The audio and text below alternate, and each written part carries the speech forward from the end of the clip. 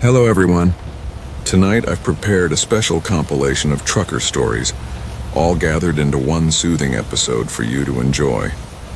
Take a moment to like the video and subscribe. It really helps support the channel. Now, let's begin. The Questioning Voice.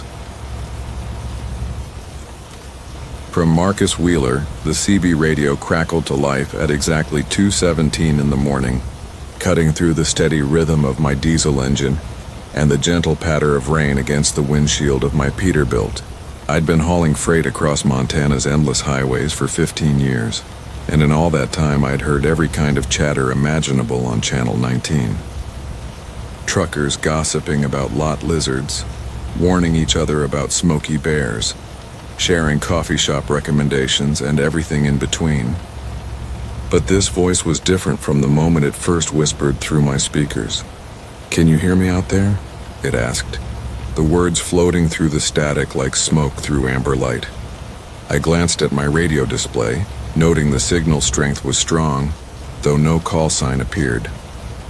The voice was soft, almost melodic, with an accent I couldn't quite place.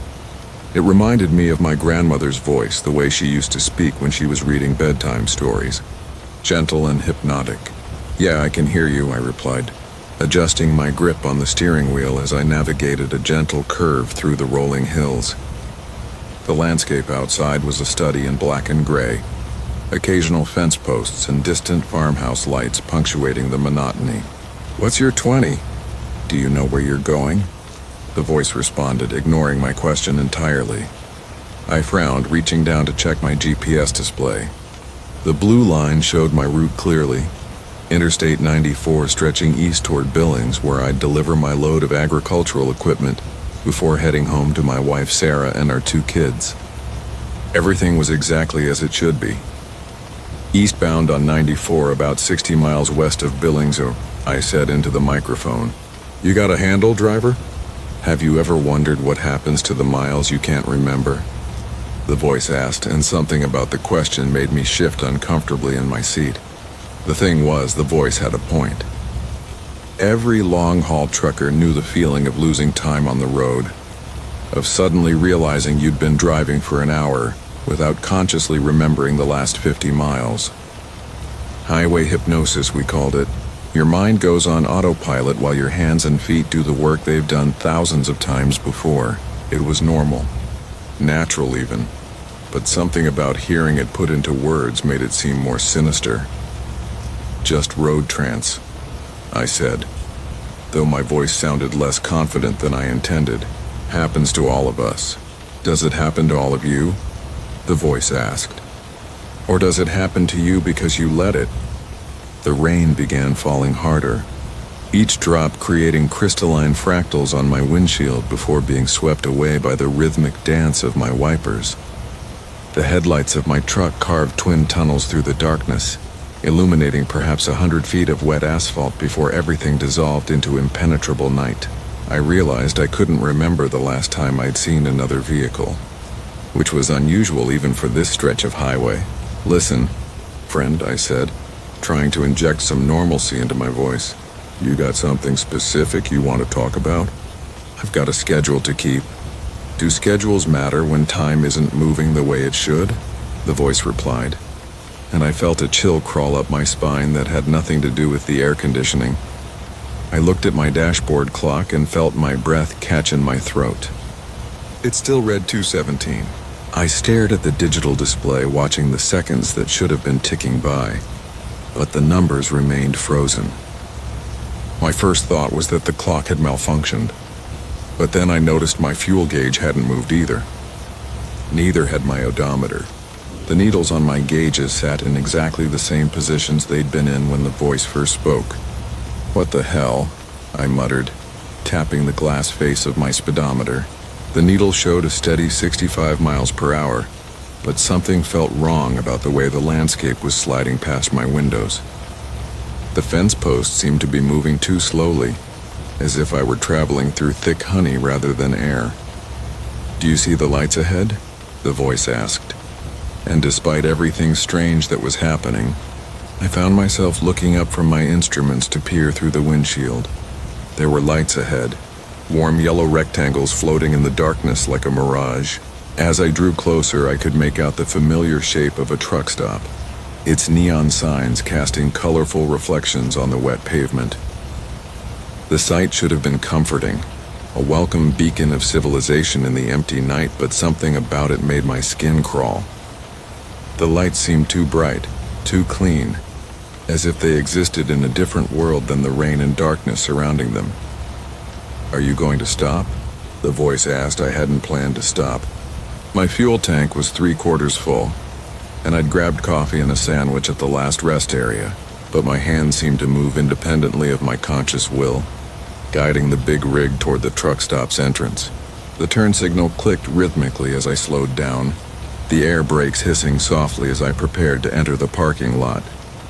The truck stop was called Midway Point, according to the sign, though I'd never heard of it before, and couldn't remember seeing it on any of my previous runs through this area. The parking lot was nearly empty except for 2 other trucks, their running lights creating small pools of red and amber in the darkness.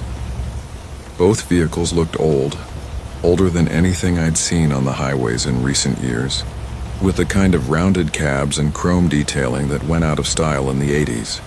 "Do you recognize the other drivers?" the voice asked as I eased my truck into a parking space.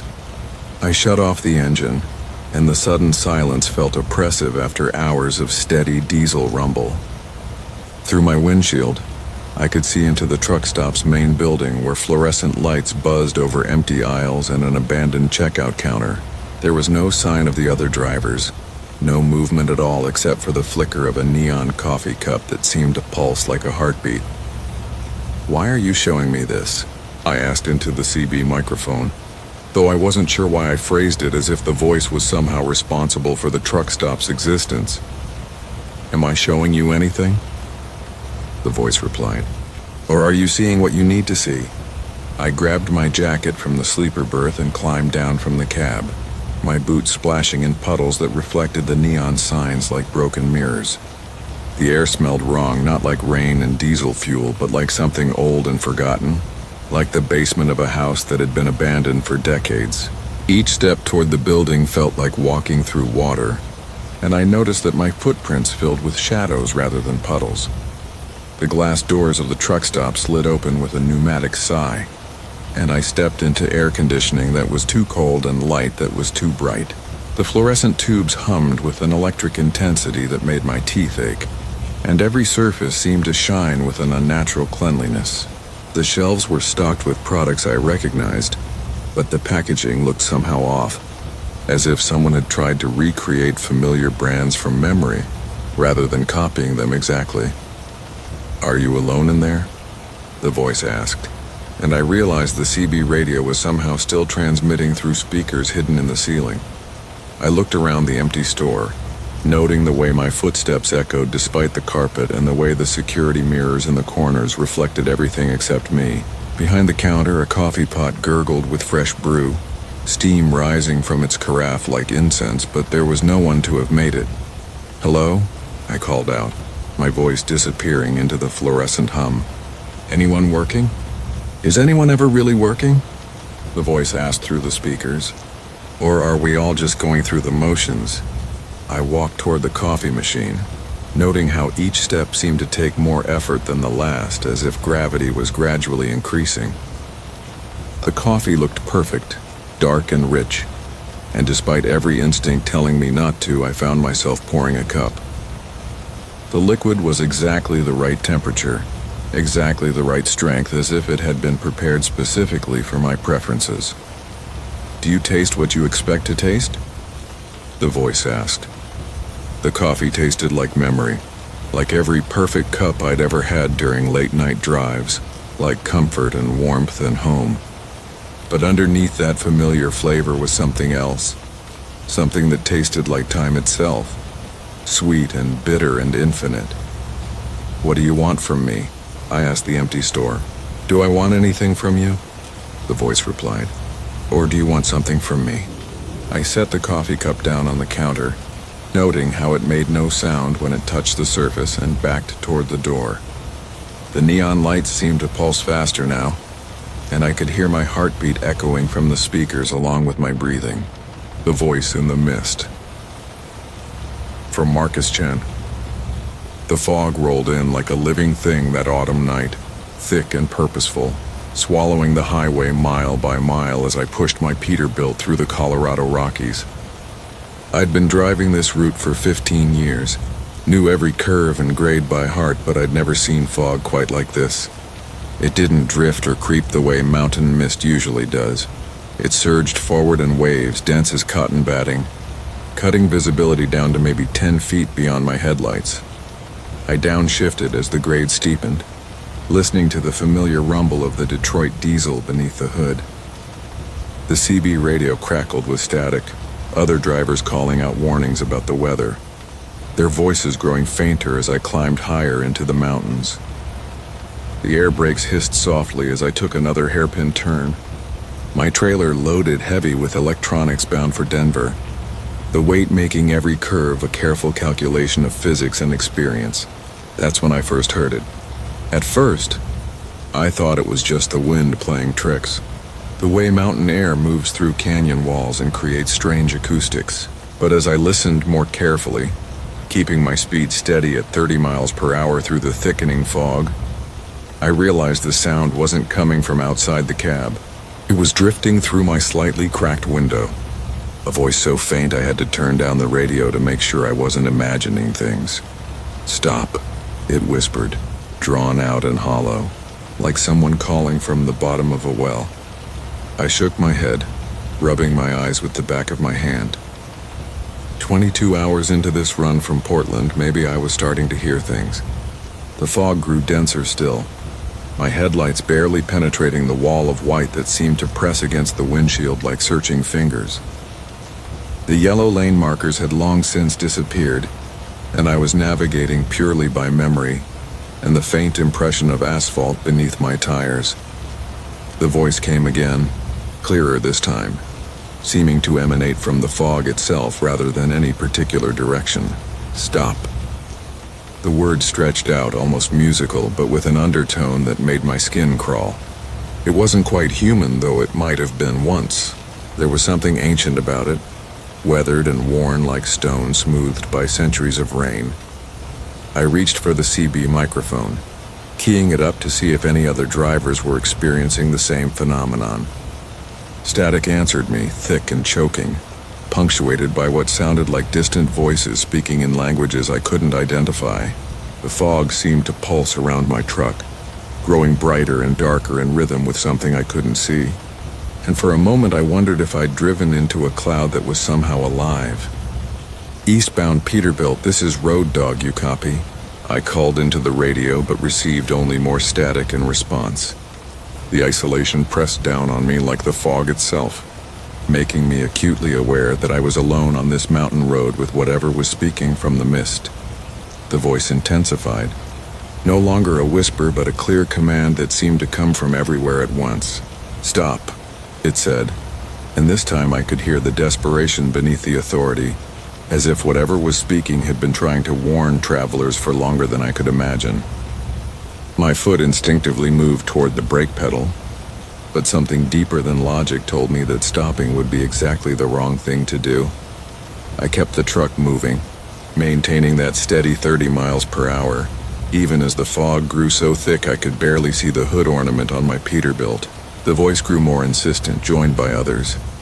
A chorus of whispers and commands that seemed to press against the windows of my cab like hands seeking entry. "Stop, stop, stop," they chanted, their voices weaving together into a symphony of urgency that made my heart race and my palms sweat on the steering wheel. The temperature inside the cab began to drop, my breath misting despite the heater running full blast. Frost started forming on the inside corners of the windshield, spreading in patterns that looked almost like grasping fingers or reaching branches. The voices in the fog grew louder, more desperate, and I could swear I saw shapes moving in the white wall ahead of me. Tall, elongated figures that seemed to be waving me down, gesturing frantically for me to pull over. But I'd heard stories from other drivers, tales whispered in truck stops about fog that wasn't natural, about truckers who'd pulled over in mountain passes and were never seen again. Their rigs would be found days later, empty and cold, the engine still running and the drivers simply gone. Local authorities always blamed the weather, said the drivers must have gotten disoriented and wandered off into the wilderness. But the other truckers knew better. The fog began to take on a luminescent quality, glowing from within as if lit by some internal source. The voices became more distinct, and I realized with growing horror that they weren't all speaking the same language. Some called out in English, others in Spanish, German, languages I couldn't identify but which sounded old, far older than they should have been on a highway built in the 1960s. The desperation in their voices was universal, though the urgent need to make me understand something, to make me stop. As I rounded another curve, my headlights caught something that made my blood freeze. There, barely visible through the fog, were the dim outlines of vehicles pulled over on the shoulder. Not modern cars or trucks, but shapes that looked wrong, too angular or too rounded, as if they belonged to different eras entirely. I caught a glimpse of what might have been a stagecoach, its wooden wheels and canvas top ghostly pale in the mist, and beyond it something that could have been a covered wagon, its team of oxen standing motionless as statues. The voices reached a crescendo, no longer pleading but screaming for me to stop, to join whatever eternal traffic jam existed in this pocket of supernatural fog. I could see figures moving between the vehicles now, translucent shapes that gestured frantically at my truck, their mouths open in silent cries that somehow still reached my ears through the glass and steel of my cab. I pressed harder on the accelerator, feeling the diesel engine respond with a surge of power that carried me past the ghostly gathering on the shoulder. The fog seemed to fight back, growing thicker and more oppressive, pressing against my truck like a living thing trying to slow me down. The voices followed me, keeping pace somehow, their cries of stop becoming angry and accusatory, as if my refusal to join them was a personal betrayal. The CB radio suddenly crackled to life, and through the static I heard a voice I recognized, Bill Martinez, a driver I'd known for years who'd gone missing in these mountains 3 winters ago. "Marcus." His voice came through thin and distant. "Marcus, you need to stop, brother. It's peaceful here. No more deadlines, no more logbooks, no more dot inspections. Just pull over, man. Just stop." I grabbed the microphone with a shaking hand. "Bill, is that really you? Man, everyone's been looking for you. Where are you?" "I'm here, Marcus.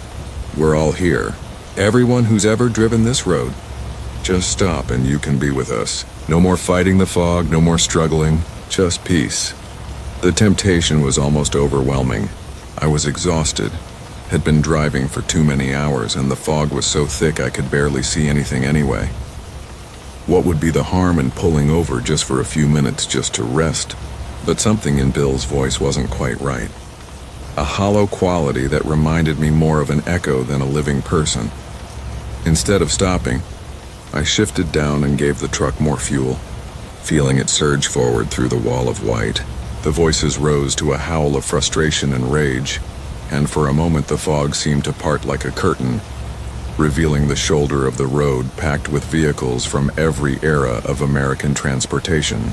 Automobiles from the 1920s sat next to modern SUVs, horse-drawn carriages mixed with motorcycles, and standing among them were the drivers, their faces pale and their eyes empty, all turning to watch me pass with expressions of profound longing. The fog closed again like a fist, and suddenly I was through it, emerging onto clear road under a star-filled sky.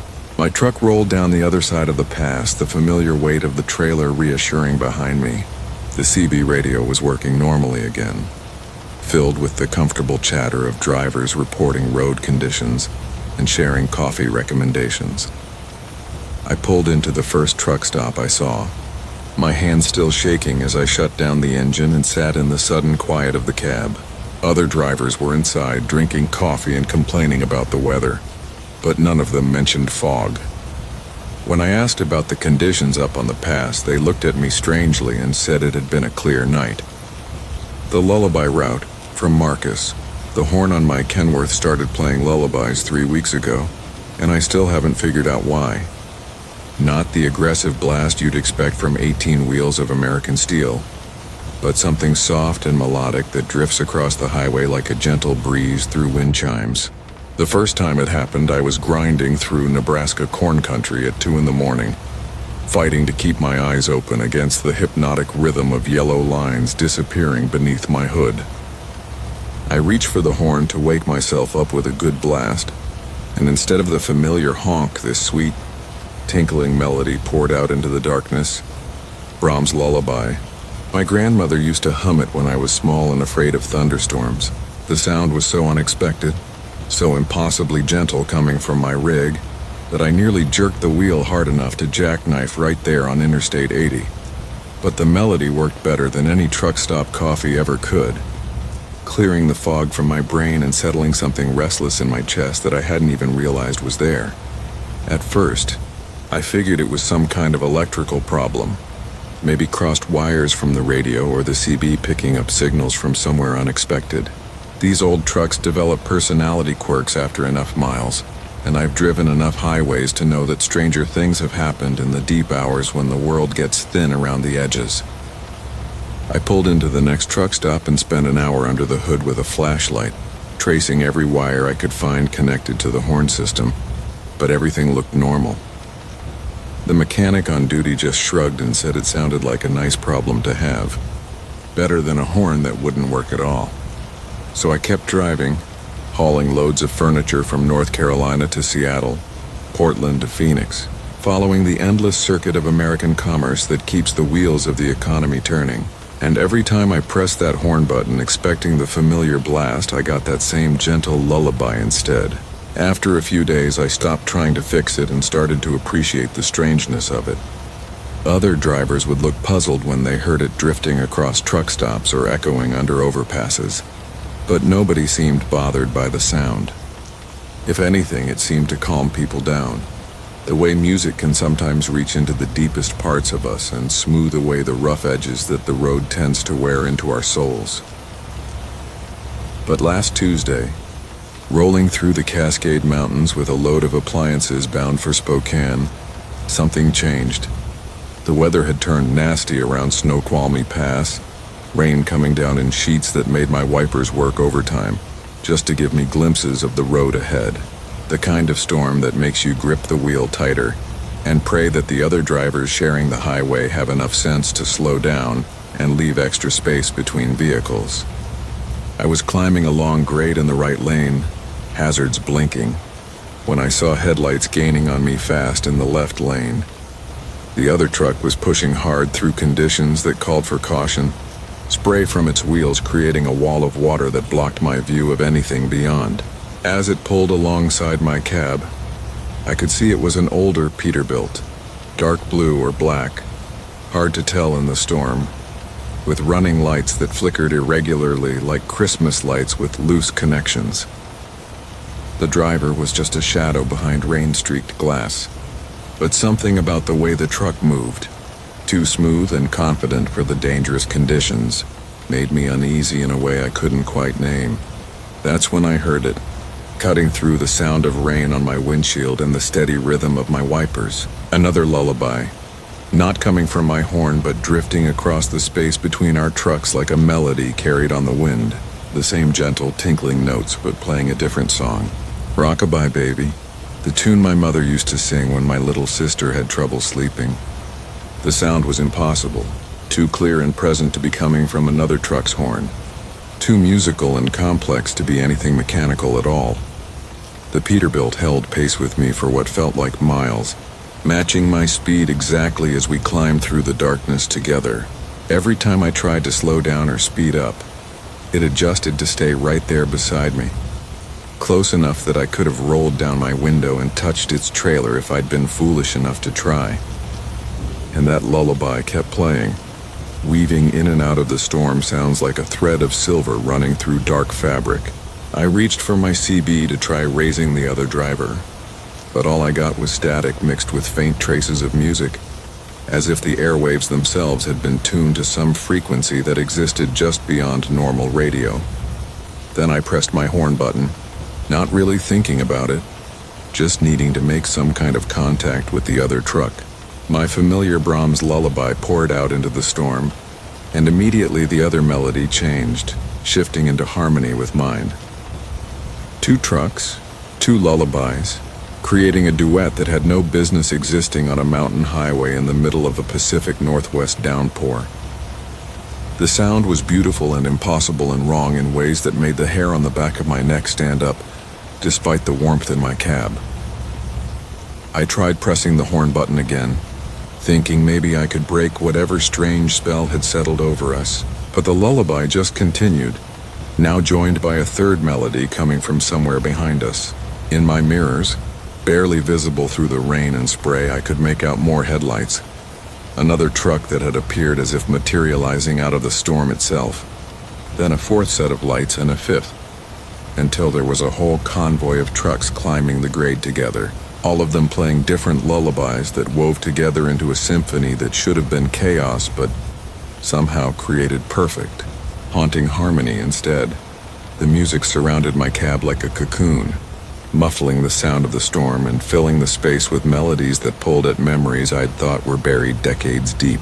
Songs my grandmother hummed while she made biscuits on Sunday mornings. Tunes my mother sang while she folded laundry by the window where afternoon light painted everything golden. Lullabies that had carried me through childhood fears and teenage heartbeats and the long, lonely nights when the road stretched endless ahead and home felt like something that existed only in dreams. But underneath the beauty was something else, a pulling sensation that felt like drowsiness but deeper, more insistent. My eyelids grew heavy despite the adrenaline that should have been keeping me sharp and alert. The steering wheel seemed to grow warm under my hands, and the rhythm of the lullabies began to sync with my heartbeat, slowing it down until each pulse felt thick and syrupy, like time itself was becoming musical and drawing me into its tempo. I realized with growing alarm that I was falling asleep. Not the natural drowsiness that comes from too many hours on the road, but something artificial and overwhelming, as if the music was reaching directly into my brain and shutting down the systems that kept me conscious and aware. I forced myself to sit up straighter, to focus on the taillights of the vehicle ahead and the white lines that marked the boundaries of my lane. But the lullabies kept playing, and the convoy of trucks maintained their formation around me like an honor guard or a funeral procession. Each time I tried to change lanes or break away from the group, the trucks would adjust their positions to keep me boxed in, not aggressively or dangerously, but with a patience that felt infinite and implacable. Through my passenger window, I caught glimpses of the other drivers when lightning flickered across the mountain peaks. They sat perfectly still behind their wheels, eyes closed, faces peaceful as if they were dreaming pleasant dreams while their trucks drove themselves through the storm. The sight sent ice through my veins even as the lullabies continued to tug at the edges of my consciousness, promising rest and peace and an end to the endless miles that had defined my life for the past 15 years. I grabbed my thermos of coffee and drained what was left, the caffeine providing just enough clarity to understand what was happening. The trucks, the music, the drivers who looked more like sleepers than people working to control tons of steel and cargo on a treacherous mountain road. It all felt like a trap disguised as comfort, something that promised rest but delivered something else entirely, something that might not include waking up when morning came. As we crested the pass and began the long descent toward the valley below, I made my choice. The next time the formation shifted slightly to navigate a curve, I yanked my wheel hard right and took the emergency runoff, my air brakes screaming as I fought to control the truck on the upward sloping gravel designed to stop runaway vehicles. Behind me, the convoy continued down the highway without slowing, their lullabies fading into the distance until all I could hear was rain on my roof and my own ragged breathing. I sat in that runoff for 20 minutes, engine idling, waiting for my hands to stop shaking and my heart to return to something approaching normal rhythm. The Weeping Road. From Marcus Chen, the first time I heard them cry, I thought it was just the wind playing tricks through the wheel wells of my Peterbilt. 23 years I've been hauling freight across the continental United States, and you learn to distinguish between the ordinary sounds of the highway and something that doesn't belong. But that night on Interstate 80, somewhere between the Nebraska cornfields and the endless Wyoming sky. I discovered there are sounds that exist in a space between the familiar and the impossible. I was running late on a delivery of industrial equipment to Salt Lake City, the kind of heavy machinery that pays well but demands respect. My rig was loaded to near capacity, the trailer bed groaning under the weight of steel beams and hydraulic components. The dashboard clock glowed a tired green, showing 2:30 in the morning, and the CB radio crackled occasionally with the distant voices of other night drivers fighting sleep and solitude on the long hauls. The highway stretched ahead of me like a ribbon of black silk, illuminated only by my headlights and the occasional flash of reflective road markers.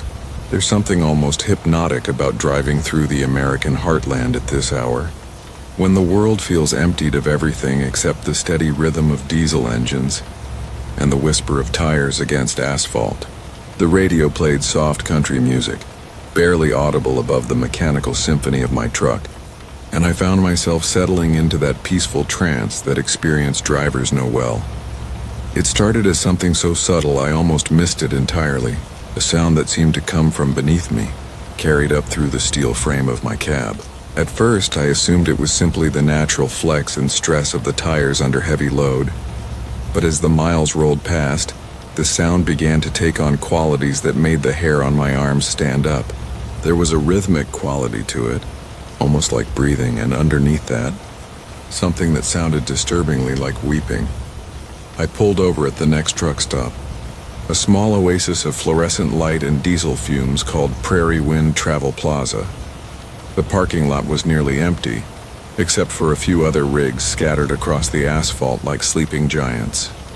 I grabbed my flashlight and walked around my truck, checking each tire methodically. The rubber looked normal, the tread pattern showing the expected wear from thousands of highway miles. But when I knelt down to examine the rear trailer tires more closely, I noticed something that made my throat tighten with unease. The rubber surface seemed to shimmer slightly in the beam of my flashlight, almost as if it were wet, though the night was dry and clear. More disturbing still, when I reached out to touch the tire wall, I could swear I felt a slight tremor run through the rubber, like a shiver of response. The sound I had been hearing became more distinct in the quiet of the truck stop, a soft sobbing that seemed to emanate from deep within the tire itself. I pulled my hand back quickly, my heart rate accelerating despite my attempts to rationalize what I was experiencing. In over 2 decades of trucking, I had encountered my share of mechanical oddities and unexplained phenomena on the road, but nothing had ever felt quite like this. The crying seemed to follow my movements, growing more intense when I approached the tires and fading to a whisper when I stepped away. Back in the cab, I tried to convince myself that fatigue was playing tricks with my perception. Long-haul driving can do strange things to the mind, especially during those deep night hours when the boundary between consciousness and dreams becomes fluid. I purchased a large coffee from the travel plaza and checked my logbook, calculating the remaining hours I could legally drive before requiring rest. The numbers showed I had enough time to reach my destination, but something about the continuing sound from beneath my trailer made the prospect of returning to the highway feel ominous. As I pulled back onto Interstate 80, the weeping resumed with renewed intensity. It was no longer possible to dismiss the sound as mechanical noise or auditory hallucination. The crying had taken on distinctly human characteristics, with variations in pitch and rhythm that spoke of genuine emotional distress. Worse still, I began to notice that the sound seemed to respond to changes in my driving. When I accelerated, the crying became more urgent, almost panicked. When I slowed down, it settled into a mournful keening that made my chest ache with sympathetic sorrow. The highway ahead began to feel less like a familiar route and more like a passage into unknown territory. The landscape outside my window seemed to shift and change in ways that defied the geography I knew so well. Cornfields gave way to stretches of barren ground that looked almost scorched, and the distant horizon flickered with lights that appeared and disappeared too quickly to be towns or cities. My GPS showed that I was still on course, but the mile markers seemed to pass more slowly than they should have, as if time itself was being stretched thin. Around 4 in the morning, the crying reached a crescendo that forced me to pull over again. I found myself on a lonely stretch of highway with no truck stops or rest areas in sight, just empty grassland extending in all directions under a star-filled sky. The moment I brought my rig to a complete stop, the weeping became so intense that it seemed to vibrate through the entire frame of the truck. I could feel it in my bones, a profound sadness that threatened to overwhelm my own emotional equilibrium. This time, when I approached the tires with my flashlight, I could see that the rubber surface was actually moving, pulsing gently like skin over a beating heart. The tread pattern seemed to shift and flow, creating temporary impressions that looked disturbingly like faces twisted in anguish. When I touched one of the tires, the rubber felt warm and yielding, almost organic in its response to pressure. The crying intensified at the contact, and I could swear I heard individual voices within the chorus of sobs, speaking words I couldn't quite understand, but that carried unmistakable desperation.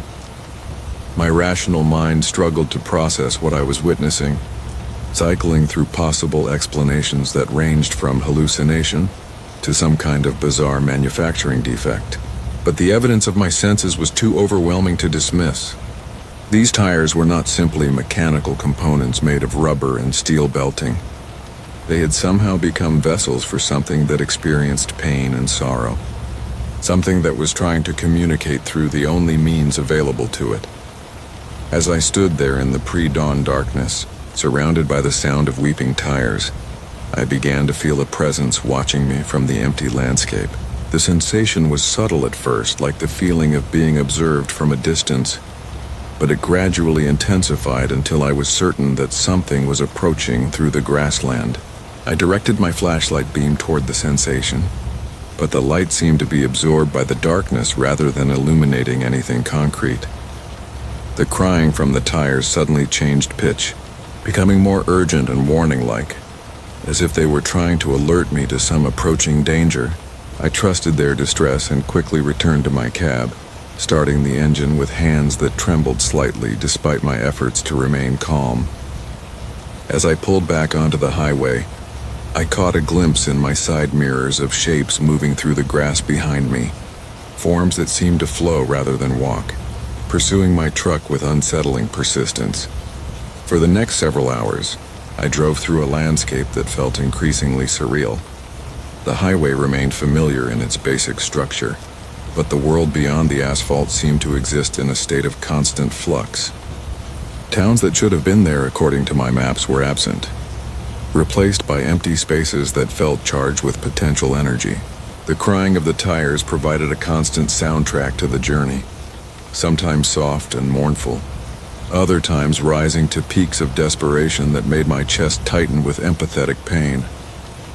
Dawn finally broke over the Wyoming plains, painting the sky in shades of gold and pink that should have been beautiful but somehow felt ominous. With the arrival of daylight, the crying began to fade, settling into a barely audible whisper that I had to strain to hear above the engine noise. The landscape gradually returned to its normal appearance, with familiar landmarks and road signs appearing in their expected locations.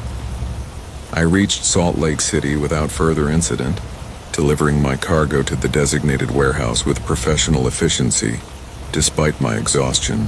The dock workers who helped unload the equipment commented on how well maintained my tires looked, noting the unusual depth and clarity of the tread patterns. I smiled and accepted their compliments, but I carefully avoided touching the tires during the unloading process.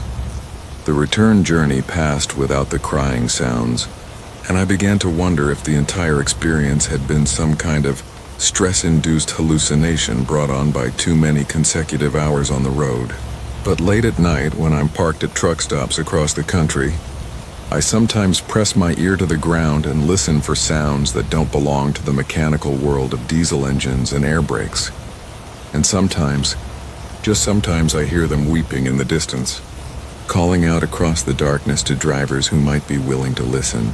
The road holds more mysteries than any of us realize, and I've learned that the boundary between the mechanical and the spiritual is far thinner than most people imagine.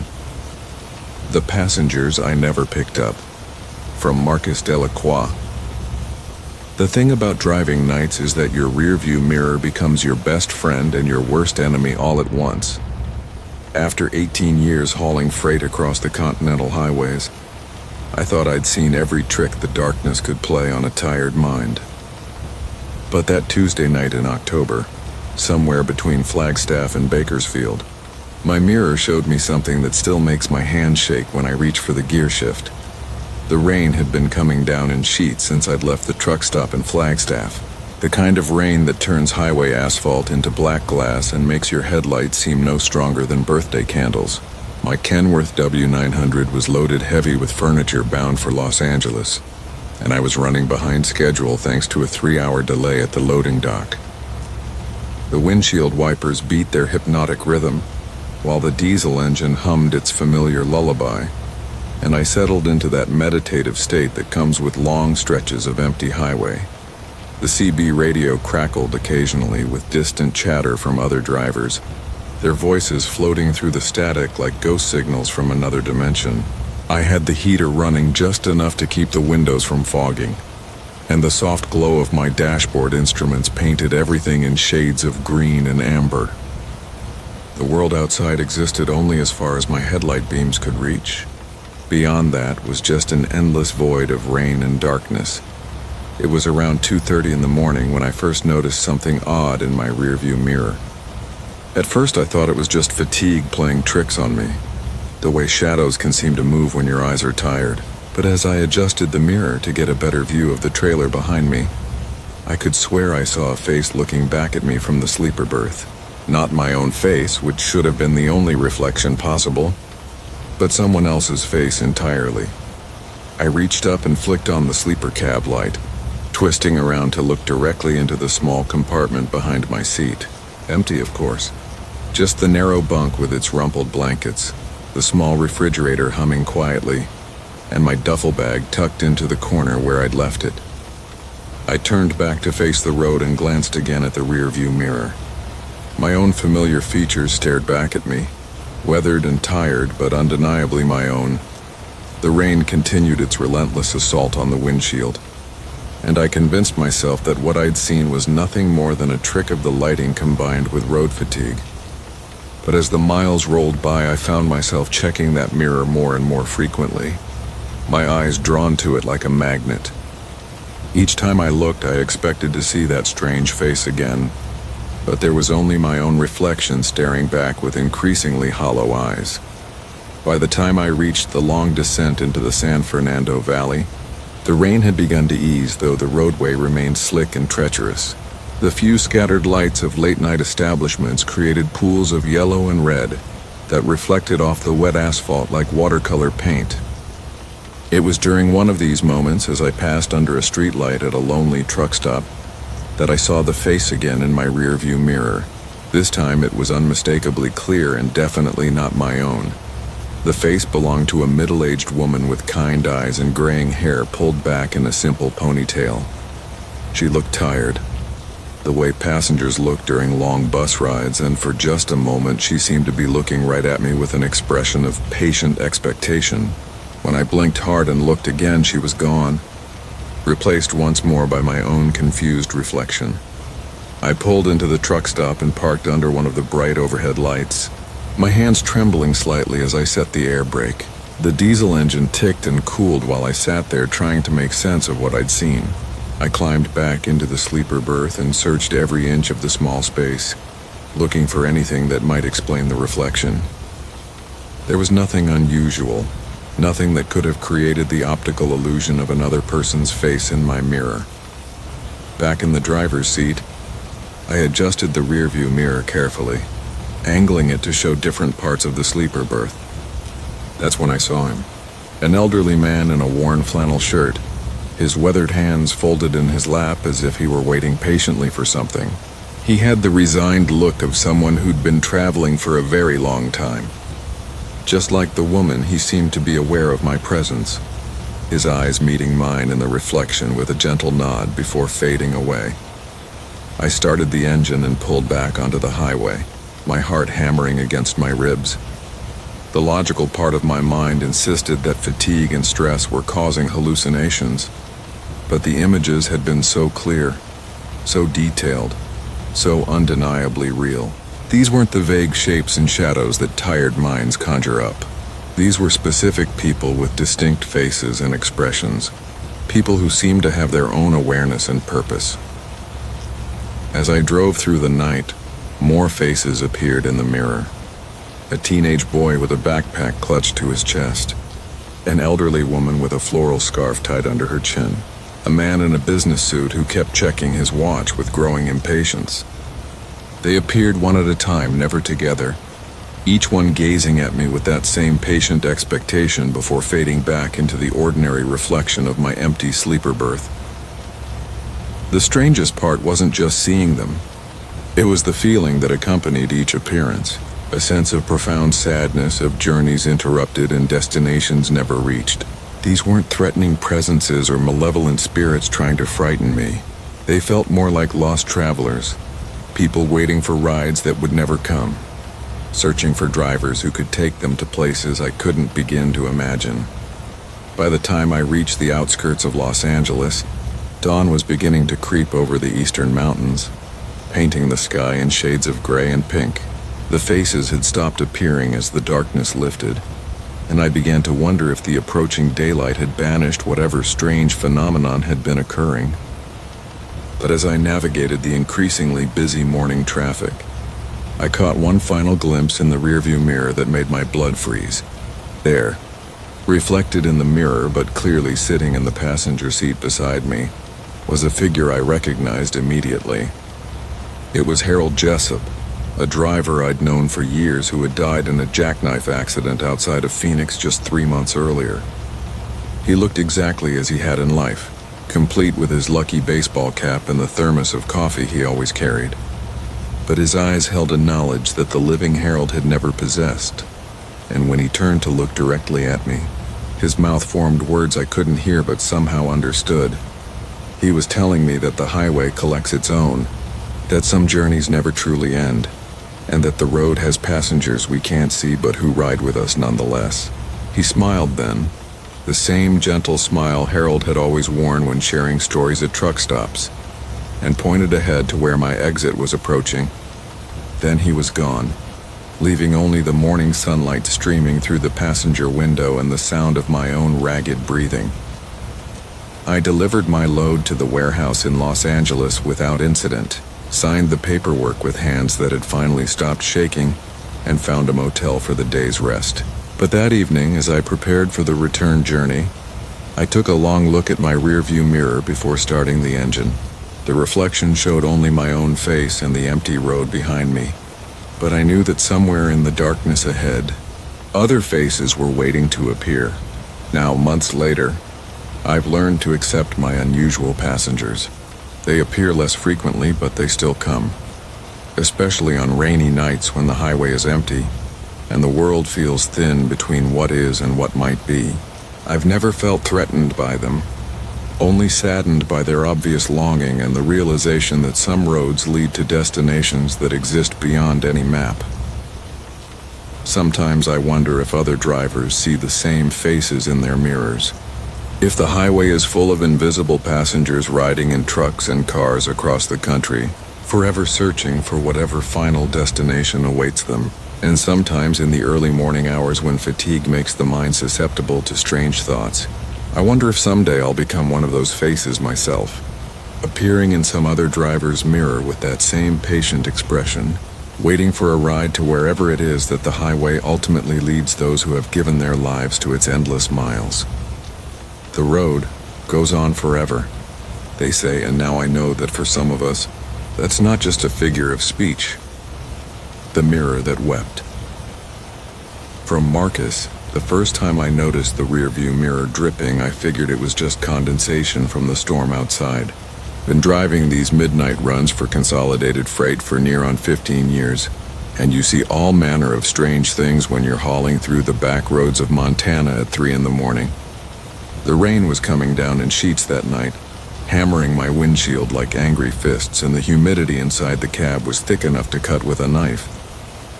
Made sense that moisture would gather on the mirror's surface, beating up and rolling down in slow, lazy drops onto the worn vinyl of my dashboard, but condensation doesn't usually leave stains the color of rust. I was making my usual run from Billings to Missoula, carrying a load of farming equipment that shifted and groaned with every turn. My rig, a 20-year-old Peterbilt 379 that I'd named Delilah, hummed her familiar song through the empty highway. The CB radio crackled with static and the occasional lonely voice of another night owl trucker, but mostly it was just me, the rain, and that steady thrum of 18 wheels eating up asphalt in the darkness. The headlights carved twin tunnels through the downpour, revealing nothing but wet pavement stretching endlessly ahead, flanked by towering pines that swayed like restless giants in the wind. The mirror kept dripping. At first, I'd reach up every few minutes to wipe it clean with my sleeve, but the droplets would reform almost immediately, gathering at the bottom edge of the glass like teardrops. The liquid was thicker than water should be, more viscous, and it left those reddish-brown streaks that reminded me uncomfortably of dried blood. I told myself it was just mineral deposits from hard water that had somehow gotten into the cab's ventilation system. But deep down, something cold was beginning to coil in my stomach. The highway stretched on through the Bitterroot Mountains, and the rain showed no signs of letting up. My windshield wipers worked overtime, their rhythmic squeaking providing a hypnotic counterpoint to the engine's rumble. In the dancing reflection of my dashboard lights, I could see my own face looking back from that weeping mirror, haggard and drawn, with dark circles under my eyes that seemed deeper than they had any right to be. The drops continued their slow descent, and I found my gaze drifting upward to watch them form and fall, in an endless cycle that was starting to make my skin crawl. That's when I noticed the face wasn't quite right. It was subtle at first, the kind of thing you might dismiss as a trick of shadow and moving light. The reflection's eyes seemed to linger on things mine had already passed over, following objects and movements in the darkness outside my field of vision. When I turned my head to check my blind spot, the mirror me took a heartbeat too long to follow suit, as if it were reluctant to look away from something I couldn't see. The drops continued falling, each one tracing a path down the glass that looked increasingly like tears streaming down a face in mourning. I tried to rationalize it away, the way you do when your mind starts playing tricks during those long, lonely stretches of road. Fatigue hallucinations were common enough in my line of work, and I'd been pushing hard to make my delivery deadline. The storm, the isolation, the monotonous sound of rain, it all combined to create the perfect conditions for your brain to start filling in details that weren't really there. But when I reached up to adjust the mirror, hoping to break whatever spell was settling over me, my reflection moved a split second before my actual hand did, as if it knew what I was planning to do. The drops falling from the mirror were definitely not water anymore. They hit the dashboard with tiny splashes that left dark, spreading stains, and the smell rising from them was metallic and warm, like pennies left in the sun. I cracked the window, hoping to clear the air, but the rain-soaked wind that rushed in carried its own strange odors, something sweet and cloying mixed with the clean scent of pine. The droplets kept coming, faster now, as if whatever was causing them was growing more agitated or urgent in its weeping. My CB radio sputtered to life with a burst of static that resolved into a voice, crackling and distant but unmistakably human. "Eastbound on Highway 12, it said, the words barely audible through the interference. "Anyone else seeing the crying mirrors tonight?" The transmission cut off before I could respond, leaving only the white noise of empty channels. I grabbed the handset with fingers that were starting to tremble and keyed the mic. "Breaker 19, this is Lonesome calling that eastbound driver on Highway 12. Come back on the crying mirrors. Over." Nothing but static answered me, and when I glanced up at my rear view mirror, the face looking back was definitely not my own. The features were similar enough that it might have been a relative, A brother I'd never had, perhaps, or a version of myself from some other timeline where things had gone differently. But the eyes were wrong. Too dark and too deep, filled with a sadness that seemed to stretch back through generations. Tears flowed steadily from those alien eyes, each drop carrying with it a weight of grief that I could feel settling into my bones. The face mouthed words I couldn't hear, urgent and pleading, as if it were trying to warn me of some approaching danger or beg for help I couldn't provide. The road ahead began to curve through a series of switchbacks that hugged the mountainside, and I had to focus on keeping Delilah steady as the wind tried to push us toward the guardrail. But even as I navigated the treacherous turns, I remained painfully aware of that weeping presence above my head, watching me with eyes that held secrets I was afraid to learn. The drops were falling so frequently now that they created a steady stream, pooling on my dashboard and running in rivulets toward the floor. The smell was getting stronger too, that metallic sweetness mixing with something else. Something that reminded me of old churches and funeral parlors. That's when I saw the headlights in the distance behind me. They appeared around a curve I'd passed minutes earlier. Two steady beams that seemed too bright and too perfectly white to belong to any truck or car I'd ever seen. At first I thought it might be another trucker making good time despite the weather. But as I watched in my side mirrors, the lights didn't seem to be getting any closer or farther away. They maintained a constant distance, matching my speed exactly even when I tested them by slowing down and speeding up. The presence in my rearview mirror had stopped mouthing words and was now staring directly at those following lights, its expression shifting from sadness to something that might have been terror. The tears were flowing so heavily now that they obscured most of the reflected image, turning the mirror into a waterfall of rust-colored drops that splashed onto my dashboard with sounds like tiny heartbeats. I tried wiping the glass clean, but my hand passed through what felt like empty air, even though I could still see the droplets falling. It was as if the mirror had become a window into somewhere else, somewhere the normal rules didn't apply. The weeping face was becoming clearer as well, its features sharpening into those of a man I almost recognized, someone I might have passed on the road years ago, or seen in a truck stop diner, or glimpsed in passing without ever knowing his name. The headlights behind me were definitely getting brighter, and I realized with growing dread that they weren't following the curves of the road. Instead, they seemed to be taking a more direct route, cutting through the darkness in ways that defied physics and geography. They would disappear behind a mountain or around a bend, only to reappear moments later in a position that should have been impossible to reach. The face in my mirror was trying to speak again, and this time I caught fragments of words formed by lips that moved with desperate urgency. Don't stop. Never stop. I pressed harder on the accelerator, pushing Delilah to speeds that were probably unsafe given the weather conditions, but the alternative seemed far worse. The drops from the mirror were coming so fast now that they sounded like rain within rain, their metallic smell filling the cab despite my efforts to ventilate it. Behind me, those impossible headlights were gaining ground, their brilliance beginning to illuminate the interior of my truck with a cold, white radiance that made everything look bleached and unreal. The face in the mirror was changing, its features becoming more familiar with each passing moment. With a shock of recognition that felt like ice water in my veins, I realized I was looking at another version of myself. Not the tired middle-aged trucker I'd become, but the young man I'd been 20 years ago when I first started driving these routes. The sleeper that wouldn't open. From Marcus Reynolds, I've been driving long haul for 17 years, and I thought I'd seen everything the interstate could throw at me. Phantom hitchhikers, strange lights in the desert, voices on abandoned CB channels, you name it, I've encountered it. But nothing prepared me for what happened on that fog-shrouded night outside Millbrook, Nebraska, when my own sleeper cab became my prison. The Kenworth W900L had been my home away from home for 3 years. Beautiful machine, midnight blue with chrome that caught the light just right. The sleeper berth was spacious by trucker standards, fitted with a comfortable mattress, small refrigerator, and even a tiny television mounted on the wall. The door between the cab and the sleeper had always worked perfectly.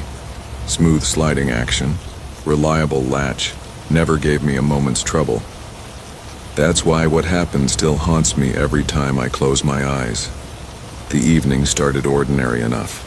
I was hauling a load of farm equipment from Iowa to Colorado, making good time despite the weather forecast calling for heavy fog.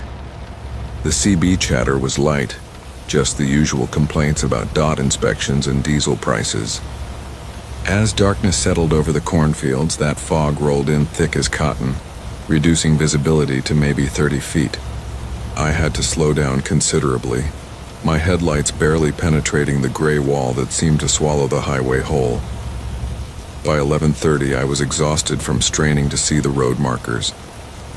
The white lines appeared and disappeared like ghosts in my peripheral vision, and more than once I caught my eyelids drooping dangerously. Smart driving meant finding a place to rest rather than risk jackknifing on the slick asphalt. Up ahead, the amber glow of a truck stop sign materialized through the mist. Millbrook Travel Plaza, exit 47. I'd never stopped there before, but any port in a storm. The parking lot was nearly empty, just two other rigs positioned at the far end near the diesel pumps. The main building looked tired and weathered, its neon signs flickering erratically in the humid air. A few windows glowed yellow in the fog, casting strange shadows that seemed to shift and move independently. I found a spot away from the other trucks, preferring the solitude for a good night's sleep. After completing my logbook entries and setting my alarm for 6 a.m., I made my usual pre-sleep routine checks. Doors locked, running lights off, CB radio volume turned low but not off completely. You never know when another driver might need help or share important road information. The air brakes hissed their familiar sigh as the system settled. Everything felt normal, comfortable, safe. I slid open the door to my sleeper berth and immediately noticed something odd. The air inside felt different somehow, heavier and tinged with a strange metallic smell that hadn't been there before. I attributed it to the fog seeping in through the ventilation system and thought nothing more of it. The mattress welcomed me like an old friend, and I pulled the curtains closed around my little sanctuary. Sleep came surprisingly quickly despite the unfamiliar surroundings. I fell into deep, dreamless unconsciousness, lulled by the gentle creaking of the truck's suspension and the distant hum of highway traffic. Hours passed in blissful silence until something jerked me awake just after 3 in the morning. At first I couldn't identify what had disturbed my sleep. The truck was still, the engine off and cooling with occasional pings and groans. Through the sleeper's small windows I could see that the fog had grown even thicker, creating an almost solid wall of gray that seemed to press against the glass. Then I heard it, a soft clicking sound like someone trying to be very quiet while manipulating a mechanical device. The sound appeared to be coming from just outside my sleeper, somewhere near the driver's door. Click, pause, click, click, pause. Rhythmic but irregular, as if someone was experimenting with an unfamiliar mechanism. My first thought was that another trucker might be having trouble with their own rig, though I couldn't understand why they'd be working so close to my truck instead of their own. I decided to investigate, partly out of concern for a fellow driver, and partly because the mysterious clicking was preventing any chance of returning to sleep. Rolling over, I reached for the sleeper door handle and pushed. Nothing happened. I pushed harder, assuming the latch might be sticking due to the humidity. Still nothing. The door wouldn't budge even a fraction of an inch. Confused but not yet alarmed, I examined the handle more carefully in the dim light from my phone screen. Everything appeared normal. No visible damage, no obvious obstructions. I tried pulling instead of pushing, thinking perhaps I was disoriented from sleep. The result was the same. The door remained firmly, impossibly sealed. That's when I noticed something that made my blood run cold. The locking mechanism that should have been on the inside of the door, a simple sliding bolt that I'd operated thousands of times, was gone. Not broken, not damaged, but completely absent, as if it had never existed. In its place was smooth metal, unmarked and seamless. The door could only be opened from the outside. Panic began creeping up my spine like ice water. I pressed my ear against the door, listening intently for any sound from the cab area. Silence. Even the clicking had stopped. I tried calling out, hoping to attract the attention of whoever might be nearby, but my voice seemed muffled and weak, absorbed by the fog-dampened air outside. My phone showed no signal bars. Not unusual in rural areas, but frustrating nonetheless. I couldn't call for help. Couldn't reach the CB radio in the main cab, couldn't even honk the horn to alert other truckers. The sleeper berth that had always been my comfortable refuge had transformed into a claustrophobic cell. I began examining every surface of my prison with growing desperation. The windows were too small to crawl through, and they appeared to be sealed shut anyway. The ventilation fan was similarly impossible as an escape route. Every surface I touched felt wrong somehow. Too smooth, too perfect, as if my familiar sleeper had been replaced by a precise replica with subtle but disturbing differences. The clicking sounds resumed, now coming from multiple locations around the truck. Click, click, pause, click from the passenger side. Click, pause, click, click from the rear. The sounds moved in a pattern, circling the truck methodically. Whatever was making them was taking its time in no apparent hurry. The deliberate pace was somehow more terrifying than frantic activity would have been. Hours crawled by with agonizing slowness. I tried everything I could think of, pushing against different parts of the door, looking for hidden latches or emergency releases, even attempting to kick out one of the small windows. Nothing worked. The sleeper had become a perfect trap, designed to keep me inside while something unknown conducted its business outside. As dawn approached, the fog began to thin slightly, allowing more light to filter through the windows. I pressed my face against the glass, trying to see what might be lurking in the gray world beyond. Shapes moved in the mist, tall, indistinct forms that appeared to be walking upright but with an unusual gait, too smooth and flowing for human locomotion. They seemed to be gathered around my truck, motionless sentinels waiting for something. The clicking sounds had evolved into a more complex pattern, almost resembling communication. One series of clicks would come from the front of the truck, followed by an answering sequence from the rear. Back and forth they went like a conversation conducted in mechanical Morse code. I had the distinct impression that they were discussing me, or at least discussing their plans for me. My phone battery was dying, adding another layer of hopelessness to an already desperate situation. Without even its feeble light, the sleeper would become completely dark. I began to wonder if anyone would find me, or if I would simply disappear like so many truckers who'd vanished on lonely highways over the years.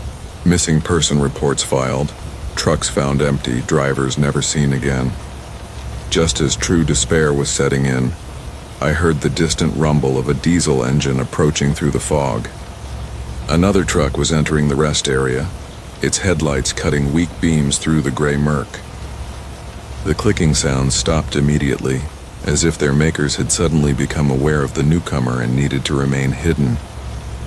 The shapes outside my windows seemed to retreat, melting back into the fog with liquid grace. Whatever had been surrounding my truck was dispersing, fading away like nightmares at sunrise. I held my breath, afraid that any sound from me might drive away my potential rescuer. Heavy footsteps approached my truck, accompanied by the welcome sound of a human voice calling out. "Hey there, you all right in that Kenworth? Saw your running lights still on and wanted to check."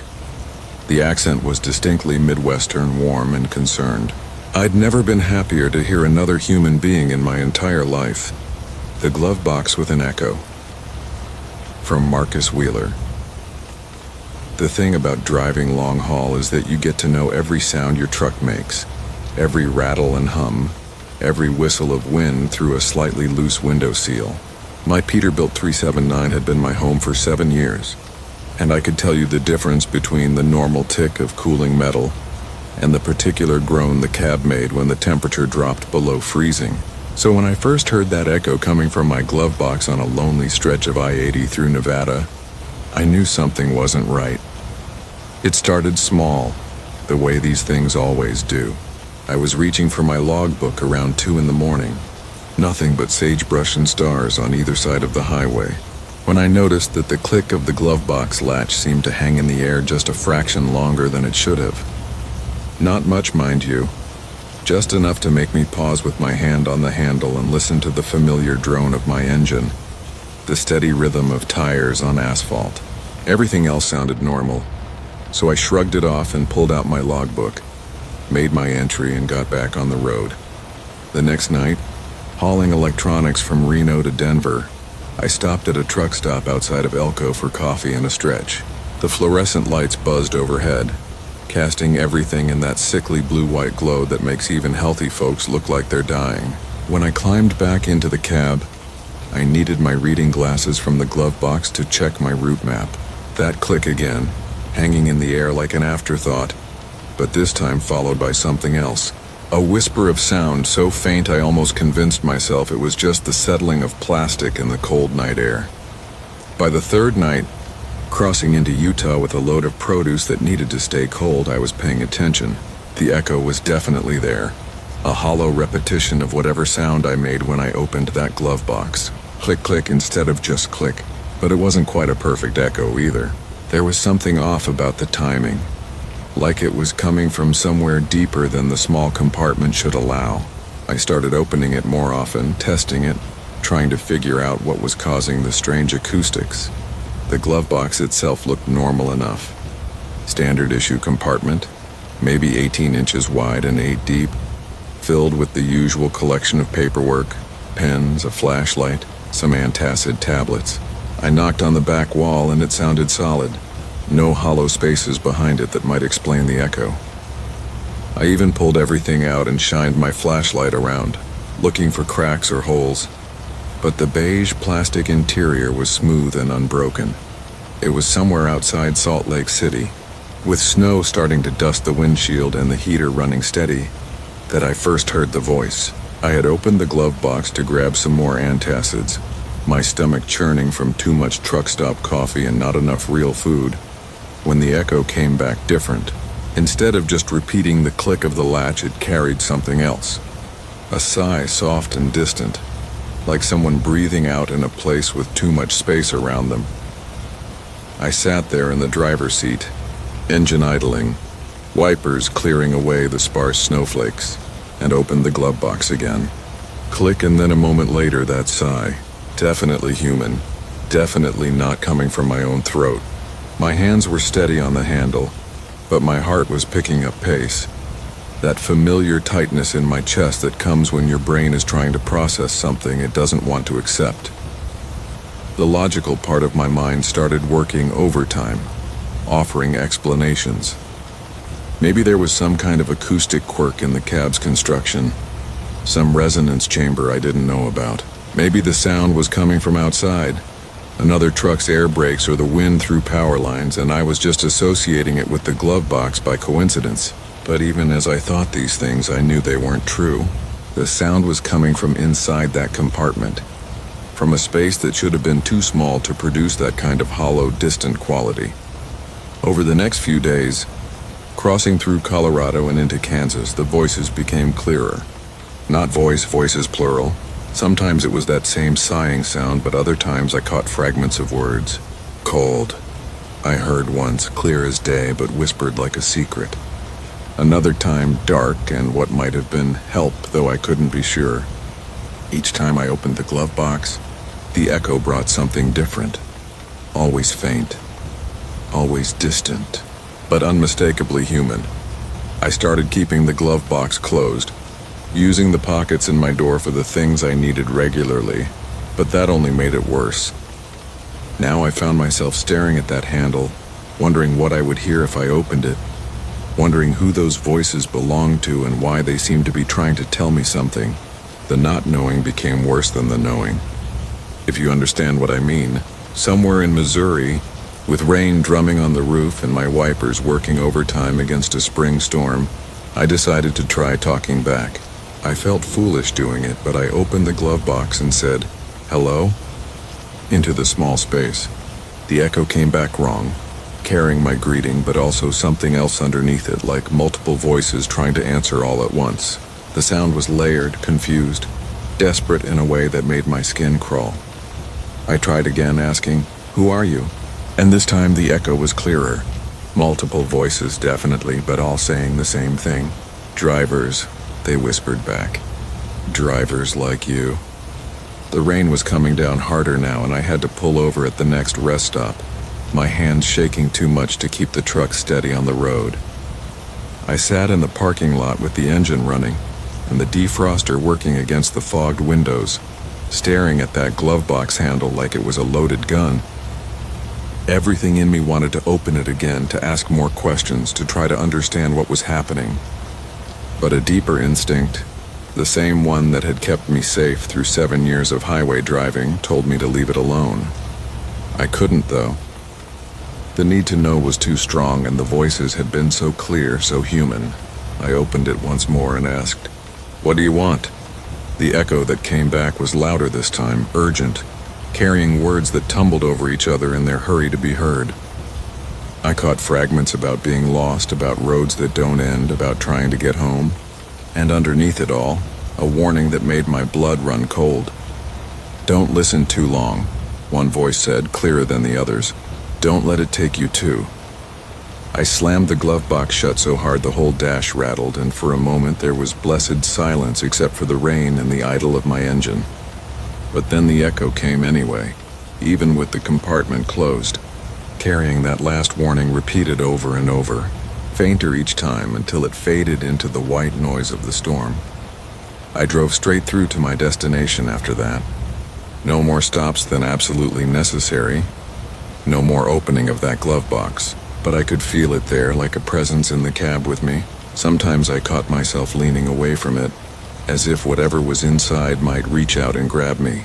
Other times I found my hand moving toward the handle without my conscious permission, and I had to grip the steering wheel with both hands to keep from opening it again. The strangest part was how the rest of the truck felt different now, like the glove box was somehow larger than it should be, taking up more space than the physical compartment could account for. The cab felt smaller around me, more confined, as if those voices were using up the air somehow. I started rolling the windows down even in the cold, needing to feel connected to the outside world.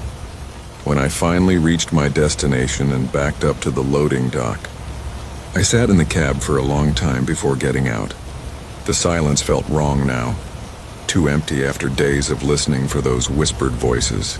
Part of me wanted to open the glove box one more time, to see if they were still there, to ask them more questions about what had happened to them and what they were trying to warn me about. Instead, I grabbed my jacket from behind the seat and climbed down from the cab. The solid ground felt good under my feet, real and normal in a way that everything inside the truck no longer did. I went through the motions of checking in, getting my trailer unloaded, handling the paperwork, but my eyes kept drifting back to my truck, to the passenger side where that glove box waited. Now I'm sitting in a diner across from the freight yard, drinking coffee that actually tastes like coffee, and watching my Peterbilt through the rain-streaked window. I've got another load to pick up in the morning, another long haul across the country, and I know I'll have to get back in that cab eventually. The cartographer's last route, from Marcus Sullivan. The GPS unit mounted on my dashboard had been acting strange for the better part of 3 weeks, ever since I picked up that delivery in Salem, Oregon. Nothing dramatic at first, just small quirks that made me think the aging Garmin was finally giving up the ghost after 7 years of faithful service. The screen would flicker occasionally when I hit a particularly rough patch of highway, or the voice would stutter mid-sentence while announcing upcoming exits. Standard wear and tear for a device that had logged over 500,000 miles in the cab of my Peterbilt 379. But tonight, as I guided my 18-wheeler through the winding mountain passes of northern Idaho, the rain drumming steadily against my windshield in a hypnotic rhythm, I began to suspect something far more unsettling was at work.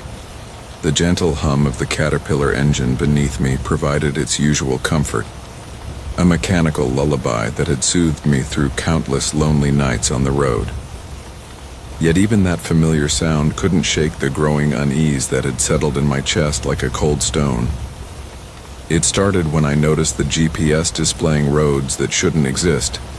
At first I attributed it to outdated mapping data, assuming some rural highways had been rerouted or renamed since the last software update. The device showed a network of thin gray lines branching off from Highway 2, snaking through areas I knew to be nothing but dense forest and rocky terrain. When I squinted through the rain-streaked passenger window, trying to spot these mysterious routes, I saw only the impenetrable wall of pine trees that had bordered this stretch of road for as long as I could remember. The voice guidance had changed too, though so subtly that I almost missed it. Where once the crisp, artificial feminine voice would announce, "In 1 mile, take the exit toward Spokane." Now there were tiny variations in inflection, micro pauses that seemed almost thoughtful, as if the device was considering each word before speaking it aloud. I told myself it was fatigue playing tricks on my mind. 36 hours into what should have been a simple Portland to Minneapolis run, my perception was bound to get a little fuzzy around the edges. But then the whispers started. They came so softly at first that I mistook them for static interference, the kind of electronic noise that occasionally bleeds through from CB radios or cell phone towers, a gentle susurrus that seemed to emerge from the GPS speaker during the gaps between official announcements. I turned up the volume, straining to make sense of the sounds, and that's when I heard the first name clearly spoken in a voice barely above a breath. Thomas Brennan. The words drifted through the cab like smoke, so faint I wondered if I'd imagined them, but there was something about the way they were pronounced, with a careful deliberation that made each syllable feel weighted with significance, that sent a chill down my spine despite the warm air flowing from my heater vents.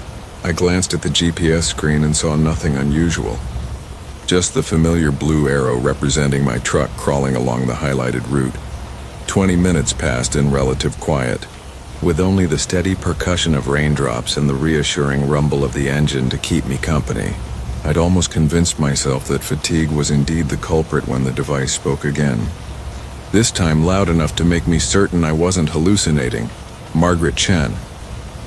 The name emerged from the speaker with the same deliberate cadence, each word enunciated with an almost ceremonial precision that made my hands tighten involuntarily on the steering wheel. This time I was watching the screen when it happened, and I saw something that made my blood run cold. For just an instant, maybe half a second, the map display changed completely. Instead of the familiar highway view with its neat interstate markers and topographical details, the screen showed what looked like an old hand-drawn map, the kind you might find in a historical museum or antique store. The lines were sepia-toned and slightly wavering, as if sketched by an unsteady hand, and dotted throughout the depicted landscape were tiny symbols that resembled grave markers. Before I could study it more closely, the display flickered back to normal, leaving me staring at the same blue arrow on the same familiar stretch of highway.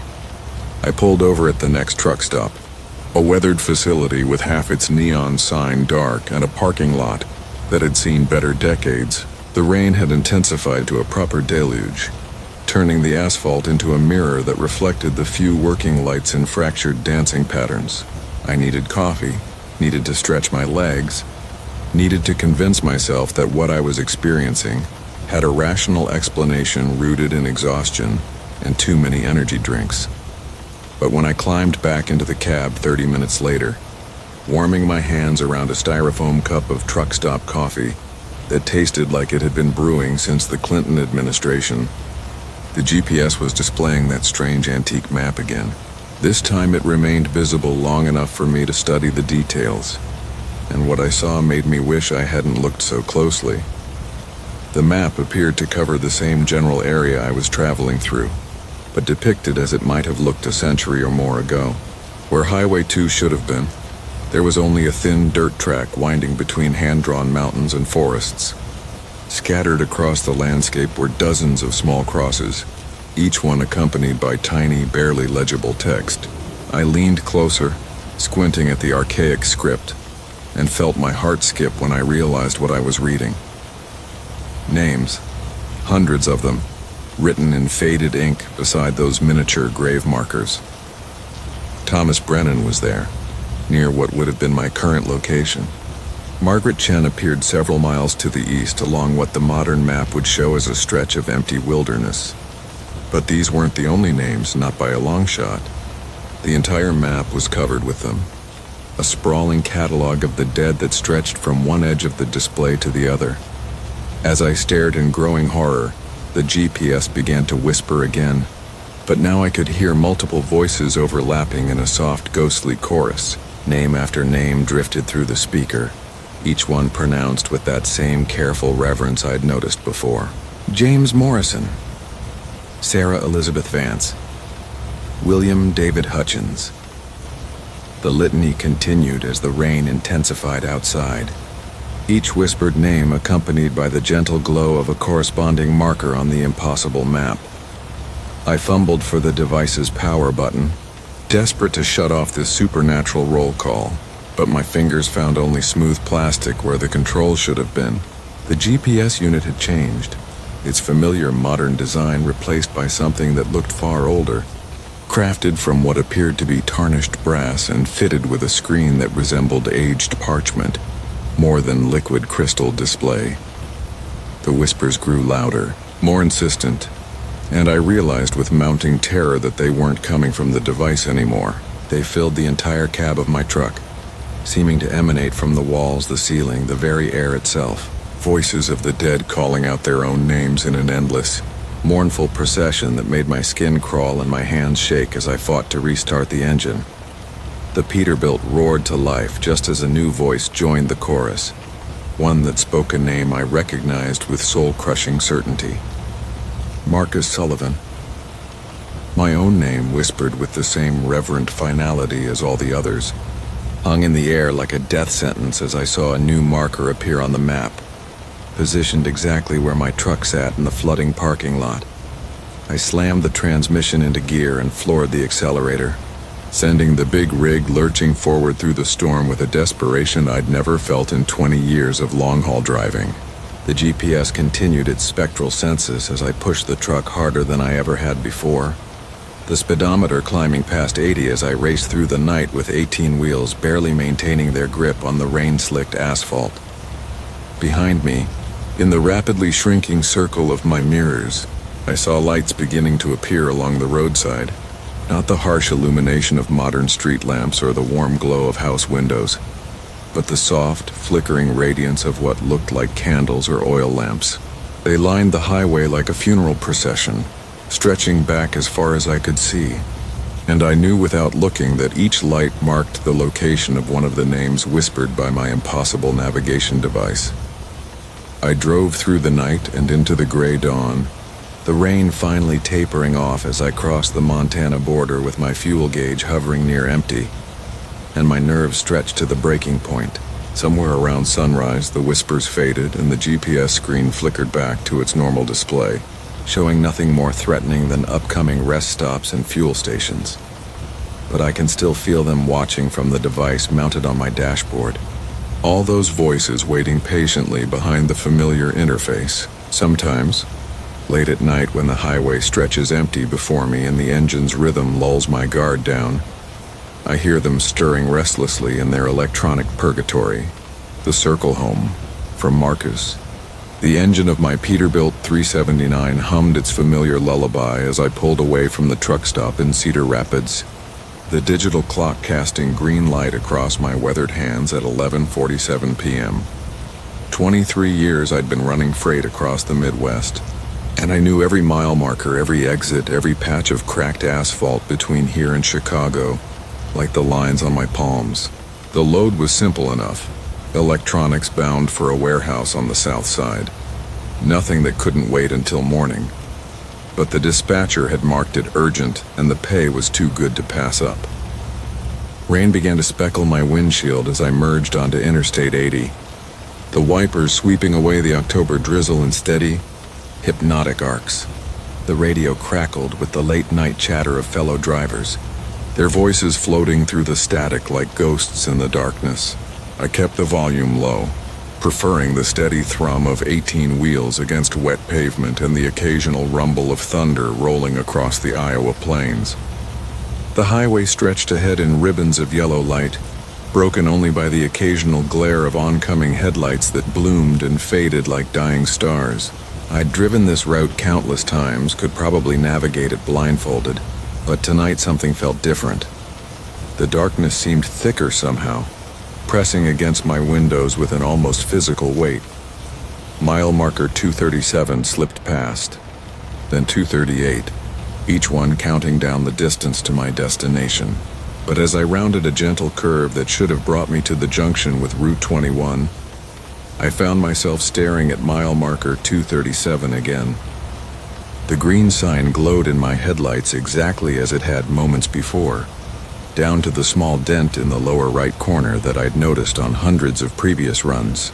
I blinked hard, thinking fatigue was playing tricks on my vision, but there it was again as I passed, followed by 238, the curve, and then impossibly, 237 once more. The CB radio had gone silent. Not even the usual static hiss that accompanied the lonely hours between midnight and dawn. I reached over and adjusted the squelch, trying to raise another driver, but the airwaves remained dead. The rain intensified, drumming against my cab with increasing urgency, and I had to bump the wipers up a notch to keep the windshield clear. The headlights of my truck carved a tunnel through the darkness, illuminating the same stretch of guardrail, the same cluster of skeletal trees, the same weathered billboard advertising a casino that had closed down 5 years ago. Everything exactly as it had been. Loop after loop after loop, I pressed harder on the accelerator, watching the speedometer climb to 75, then 80. The big Detroit diesel responding with a deeper growl, but speed made no difference. Mile marker 237 appeared with metronomic regularity, as if the highway had folded in on itself like a Mobius strip. The fuel gauge hadn't moved from the 3/4 mark where it had been when I left the truck stop, and the digital clock still read 11:47 p.m., the numbers frozen in green amber. Time itself seemed caught in the same impossible loop that held my 18-wheeler prisoner. As I rounded the curve for what must have been the 15th time, I noticed something that made my blood run cold.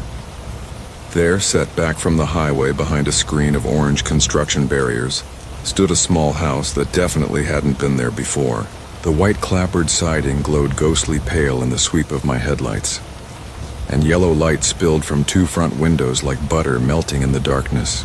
A narrow gravel driveway connected the house to the highway, though I could have sworn that patch of ground had been empty forest on every previous pass.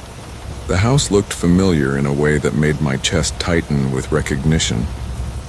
White siding, green shutters, a small covered porch with 2 concrete steps leading to a wooden door painted the color of dried blood. It was my childhood home in Moline, Illinois, identical down to the rusty mailbox that leaned at a slight angle beside the driveway.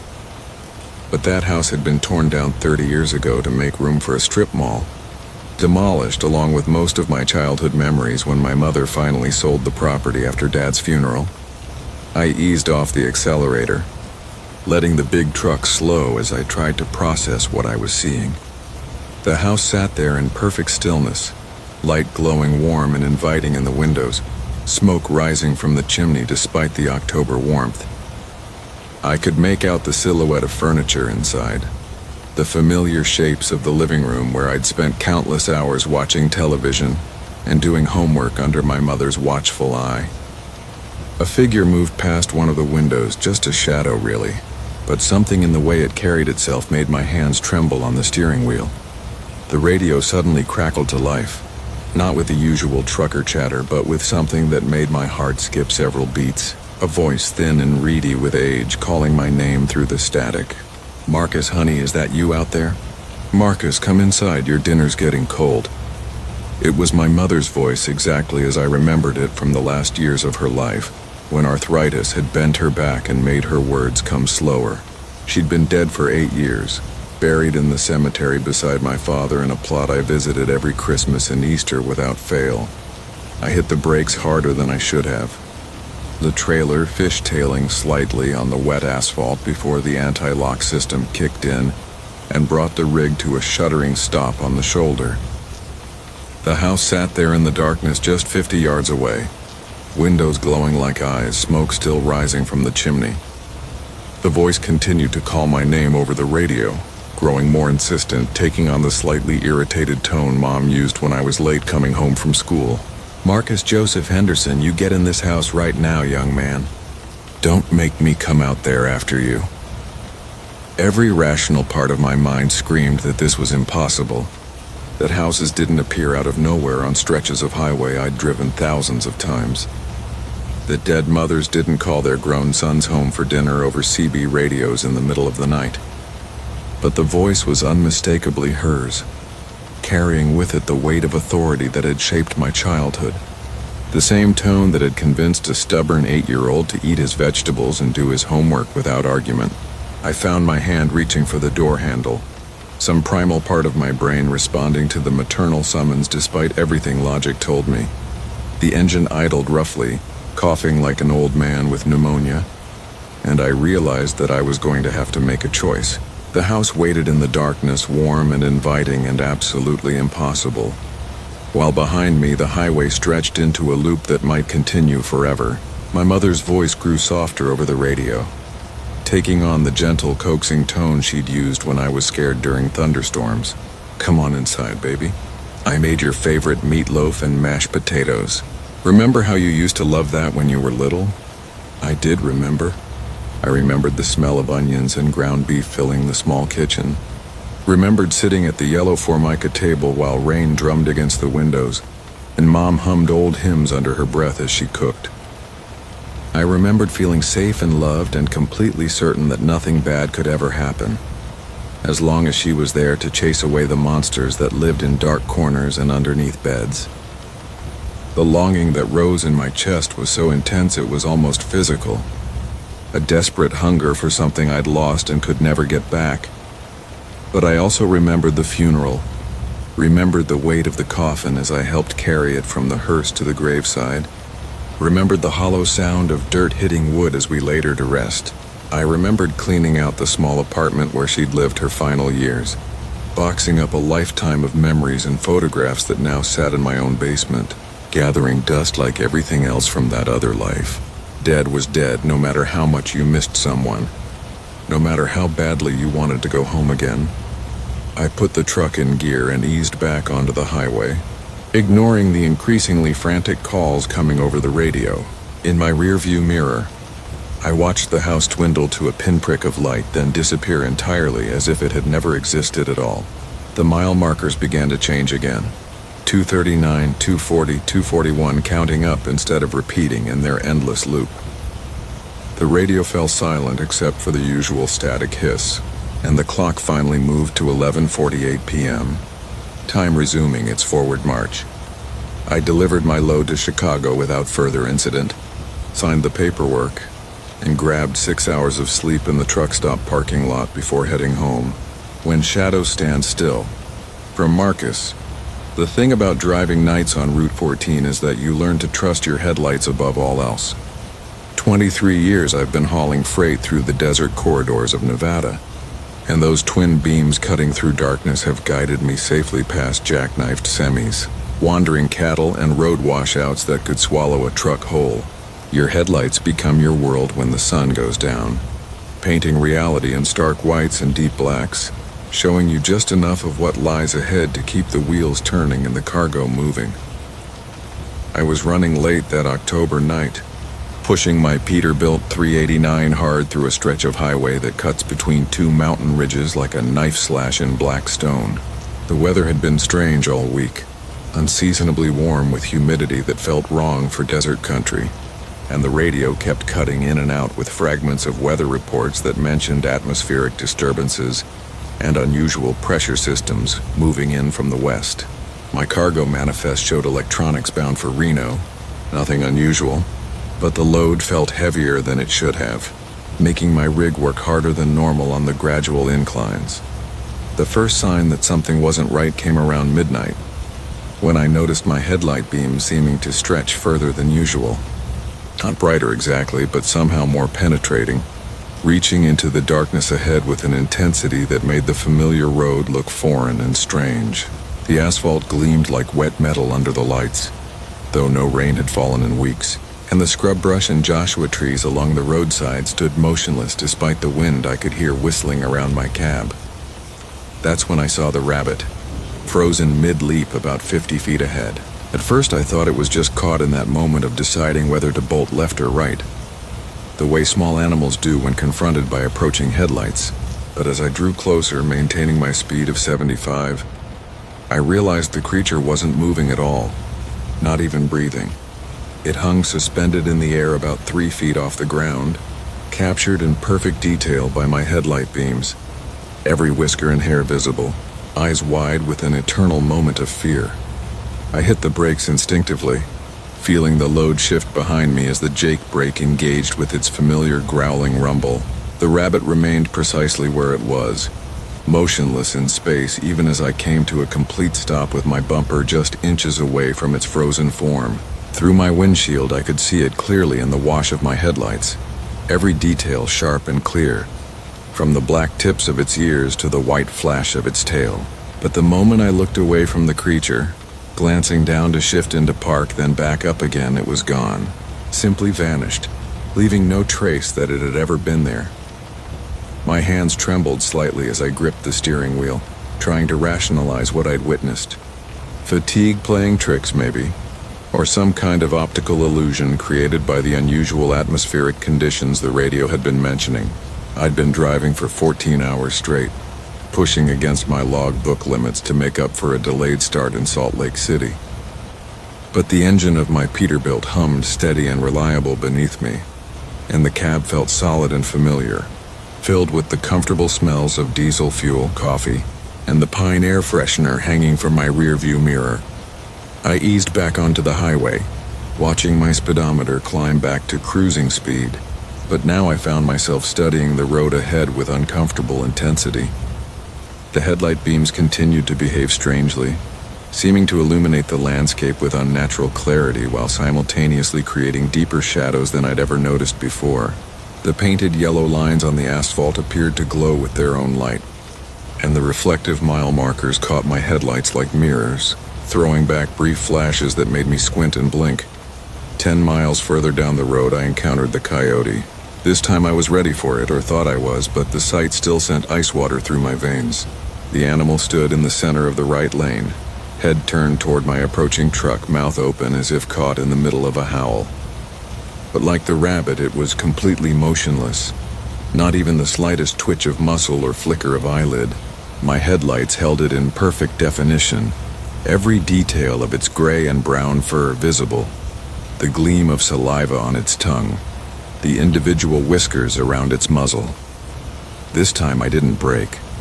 Something deep in my gut told me that stopping was the wrong choice, that whatever was happening depended somehow on the interaction between my headlights and these frozen creatures.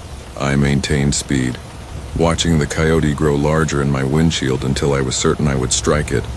But at the last possible second, just as my bumper should have made contact, the animal flickered and vanished like smoke, leaving only empty road ahead. The radio crackled to life briefly, catching a fragment of a late-night talk show where a caller was describing unusual wildlife behavior. Animals found frozen in impossible positions, but static swallowed the signal before I could hear more. I tried tuning to other stations, but found only empty air punctuated by occasional bursts of white noise that sounded almost like whispered voices, speaking in languages I couldn't identify. As the miles rolled beneath my wheels, the phenomena intensified.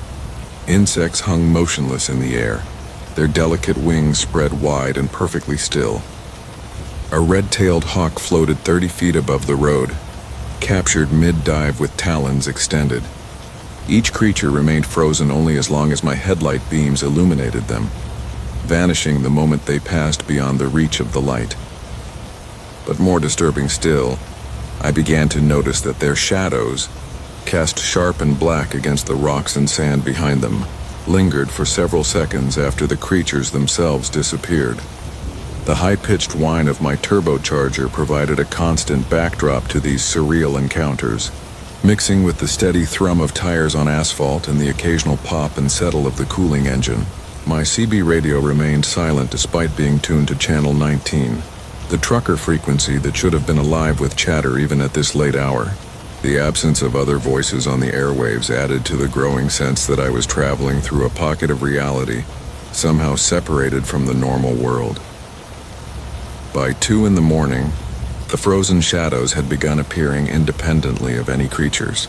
Dark silhouettes of birds, rabbits, and other small animals stretched across the roadway and surrounding landscape. But when my headlights revealed their sources, nothing was there. The shadows existed alone, perfect black impressions of life that had somehow been separated from the living things that cast them. They covered the highway in increasing numbers, creating a carpet of motionless shadow life that extended as far as my headlights could reach. My fuel gauge showed I was running low, but the next truck stop wasn't for another 40 miles according to my GPS, which had begun displaying my location as a slowly blinking dot surrounded by blank gray space, as if the mapping satellites couldn't quite locate exactly where I was. The temperature gauge on my Caterpillar engine held steady, but I could feel a strange vibration through the steering wheel, subtle but persistent, as if my truck was working harder than it should to move through what appeared to be empty air. That's when I saw her, standing at the roadside with her thumb extended in the universal gesture of a hitchhiker. Unlike the frozen animals, she was moving, turning to face my approaching headlights with what appeared to be relief and hope. She looked young, maybe early 20s, with long dark hair and wearing a summer dress that seemed inadequate for the desert cold. As I drew closer, preparing to slow down and offer assistance, I noticed that she cast no shadow at all, despite my headlights illuminating her clearly against the dark rocks behind her. But scattered around her feet were dozens of human shadows, black silhouettes of people in various poses and positions, all perfectly still and defined. Some appeared to be walking, others sitting or crouching, a few with arms raised as if waving. The collection of shadow people surrounded her like a court of motionless subjects. And as my headlights played across the scene, I realized with growing horror that she wasn't just standing among them. She was collecting them. The young woman smiled and waved as I approached, her expression friendly and grateful, but her eyes reflected my headlight beams with a cold blue radiance that reminded me of summer lightning. I felt my foot moving toward the brake pedal, some deep instinct to help a person in need overriding the wrongness of the scene. But then I noticed that some of the shadows at her feet were shaped like truck drivers, dark silhouettes with the distinctive posture of people who spend long hours behind the wheel. I pressed the accelerator instead, feeling my Peterbilt surge forward with a deep rumble from the exhaust stack. The woman's expression changed as she realized I wouldn't be stopping, the grateful smile transforming into something else entirely, her mouth opening, the signal that remembers. From Marcus Whitfield, the CB radio had been making that sound for 3 hours now, a soft moan that barely registered above the steady thrum of my Peterbilt's diesel engine. I'd been hauling freight across these Montana backroads for 15 years, and in all that time I'd heard static, trucker chatter, even the occasional ghost signal from some distant AM station bleeding through during atmospheric disturbances. But I'd never heard anything quite like this gentle, almost human sound that seemed to breathe through my speakers with the rhythm of someone lost in troubled sleep. The rain had started just after midnight, turning Highway 287 into a ribbon of black glass that reflected my headlights in fractured patterns. My cargo was a standard load of electronics bound for Billings, nothing unusual there, but the dispatcher had been oddly specific about taking this particular route through the crazy mountains instead of the main interstate. Something about construction delays, though. I hadn't seen so much as a traffic cone for the past 100 miles.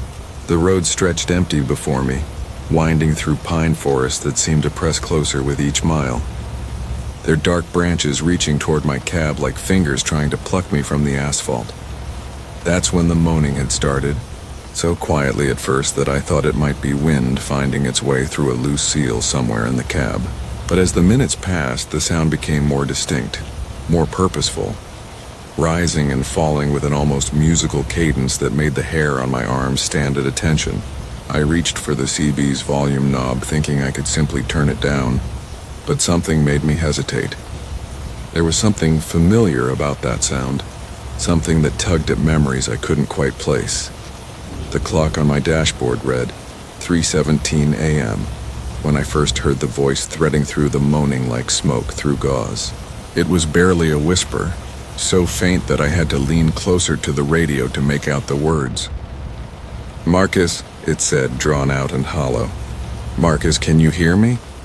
My foot instinctively lifted from the accelerator, and I felt a chill that had nothing to do with the mountain air seeping through my windows.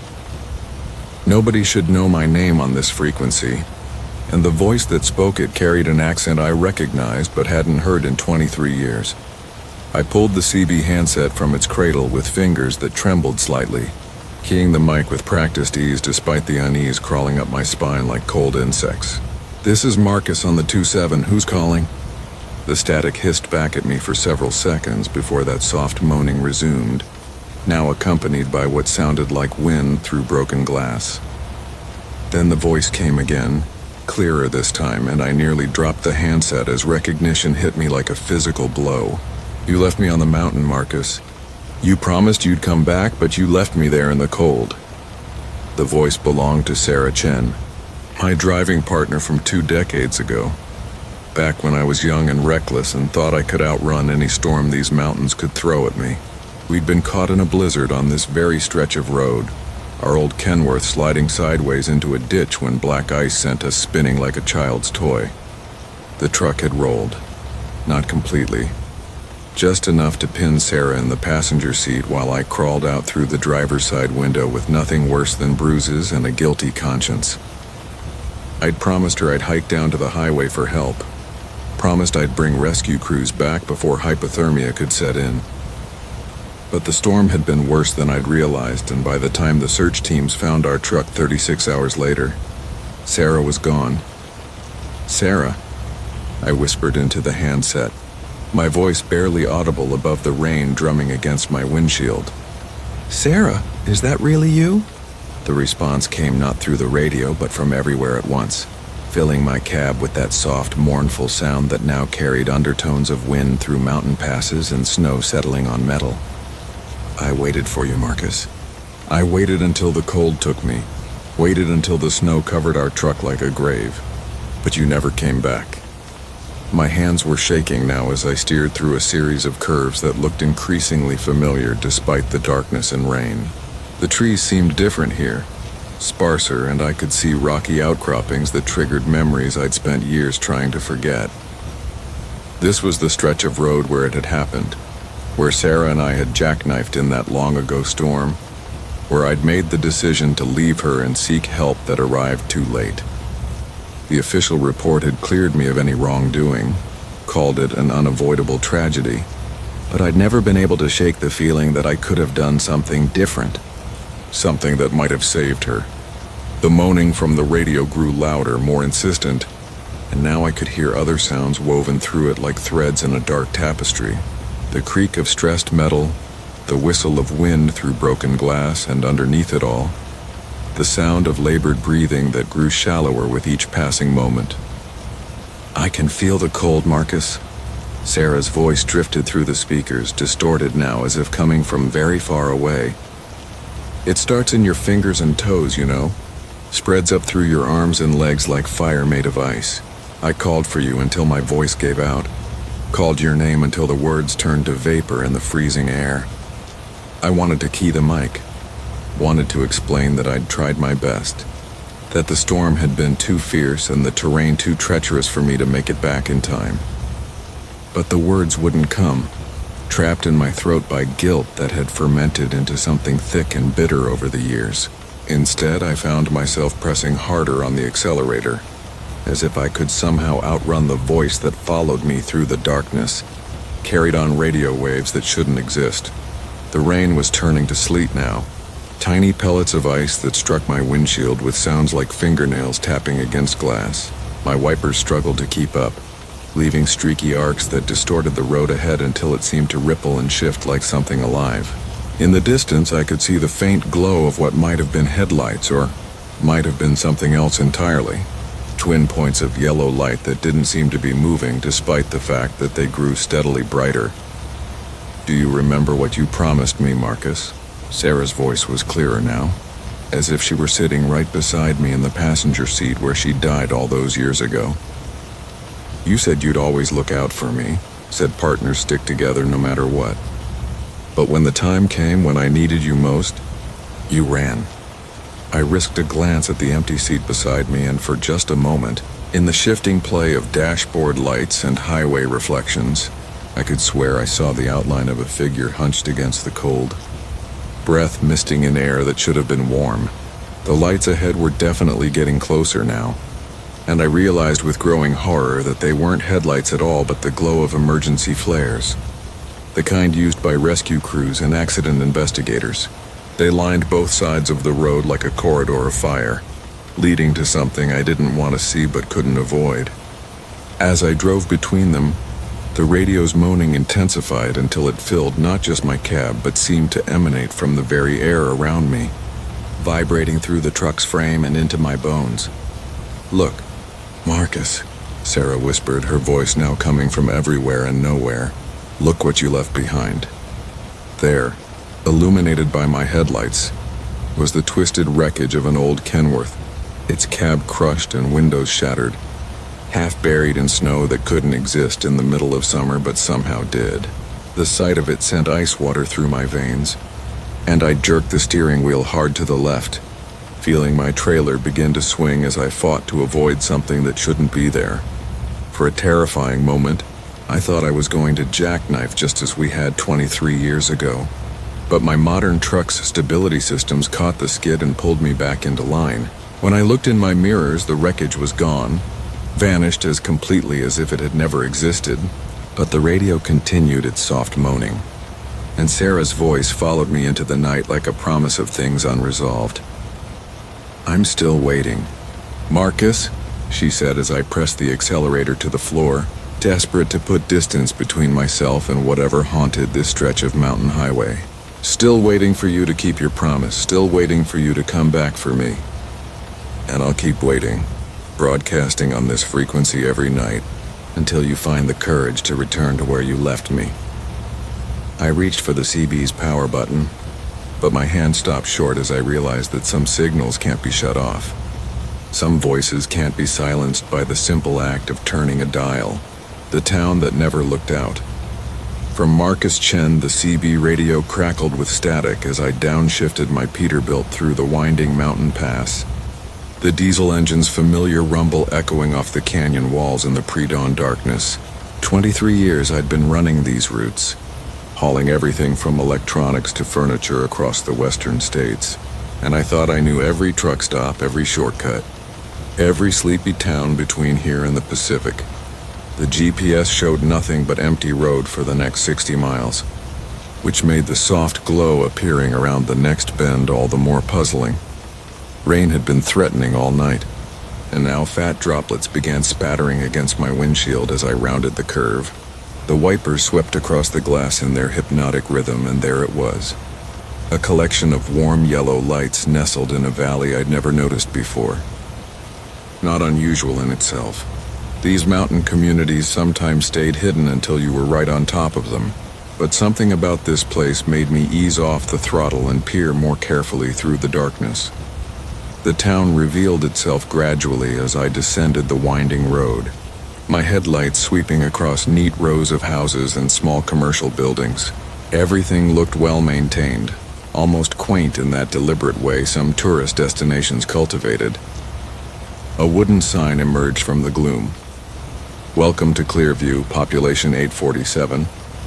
I'd never heard of any Clearview in these parts, but then again, maps didn't always capture every small settlement tucked away in the mountains. What struck me first was how uniform everything appeared. The houses were similar in style, modest two-story homes with pitched roofs and small front porches. painted in muted earth tones that seemed to absorb the streetlight rather than reflect it. Even in the limited visibility, I could see that the landscaping was immaculate, with carefully trimmed hedges and geometrically precise flower beds. It reminded me of those planned communities developers built near golf courses, where everything had to conform to strict aesthetic guidelines. The main street curved gently through the center of town, lined with the usual collection of small-town businesses. A diner with a neon sign that flickered intermittently between open and something I couldn't quite make out. A general store, a post office, and what appeared to be a small motel. My fuel gauge showed I still had plenty of diesel, but the rain was picking up, and the idea of a cup of coffee and maybe a piece of pie sounded appealing. Besides, I was making good time on this run, and a short break wouldn't hurt. I pulled into the diner's parking lot, the air brakes hissing as I brought the big rig to a stop. The engine ticked as it cooled, mixing with the steady patter of rain on the cab roof. Through the diner's glass door, I could see warm light and what looked like a few customers seated at the counter. Normal enough, though it seemed odd that anyone would be up at this hour in such a small place. Then again, maybe they catered to truckers and other late-night travelers passing through. As I climbed down from the cab, pulling my jacket tight against the rain, I noticed something that made me pause. Every building I could see, the diner, the motel, the houses lining the residential streets, they all had something in common that my mind had registered subconsciously, but was only now processing fully. There were no windows on the street-facing sides of any structure, not boarded up or covered, just absent entirely. The buildings had doors, certainly, and I could see light emanating from some of them, but the walls that faced the street were blank expanses of siding or brick. I stood there in the parking lot, rain beating up on my jacket, trying to make sense of what I was seeing. The diner had a glass door and what appeared to be windows on the sides and back. I could see the warm glow spilling out, but the front wall was completely solid. The motel across the street followed the same pattern. Doors for each room, but no windows facing the main drag. Even the houses I could make out in the residential areas beyond seemed to follow this unusual architectural convention.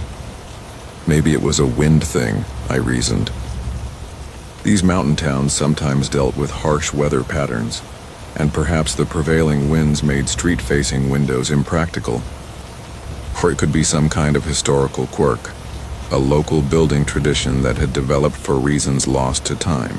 Small communities often had their own ways of doing things, customs that seemed strange to outsiders but made perfect sense to the people who lived there. The diner's door chimed as I pushed inside, and the warmth hit me immediately. The interior was exactly what you'd expect from a small-town establishment. Red vinyl booths, a long counter with swivel stools, and the perpetual smell of coffee and bacon grease. A handful of customers sat scattered around the space, an elderly man reading a newspaper at the counter, a young couple sharing a piece of pie in a corner booth, a middle-aged woman nursing a cup of coffee near the back. All perfectly normal, except for the way they glanced up at me with expressions that seemed just a little too interested, a little too prolonged. The waitress behind the counter was a woman in her 50s with graying hair pulled back in a practical ponytail. She smiled as I approached, but there was something mechanical about it, like she was following a script she'd rehearsed many times. "Coffee?" she asked before I'd even settled onto a stool.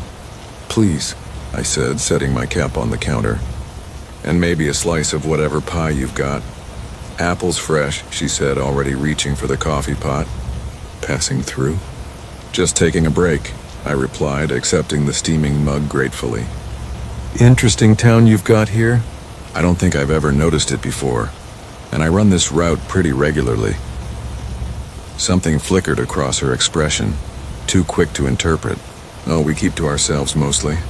Not much reason for folks to stop unless they need to." The coffee was good, strong, and hot, but as I sipped it, I became aware of a subtle wrongness in the atmosphere. The other customers were trying to appear casual, but I caught them stealing glances at me in the reflection of the gleaming coffee urns behind the counter. Their conversations, which had been a low murmur when I entered, had dropped to whispers. The elderly man hadn't turned a page of his newspaper since I'd sat down. "Mind if I ask about the windows?" I said, keeping my voice light and conversational. Or rather, the lack of them. It's an unusual design choice. The waitress had been cutting a slice of pie, but her hand stilled for just a moment. "Windows?" "On the street sides of the buildings.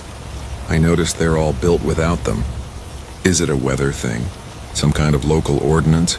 She set the pie in front of me, and when she looked up, her smile was tight. "I suppose you could say it's traditional. We've always built them that way.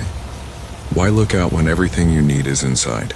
The pie tasted like cardboard, though I was sure it was probably fine. My appetite had evaporated as the strangeness of the situation settled over me like a cold fog.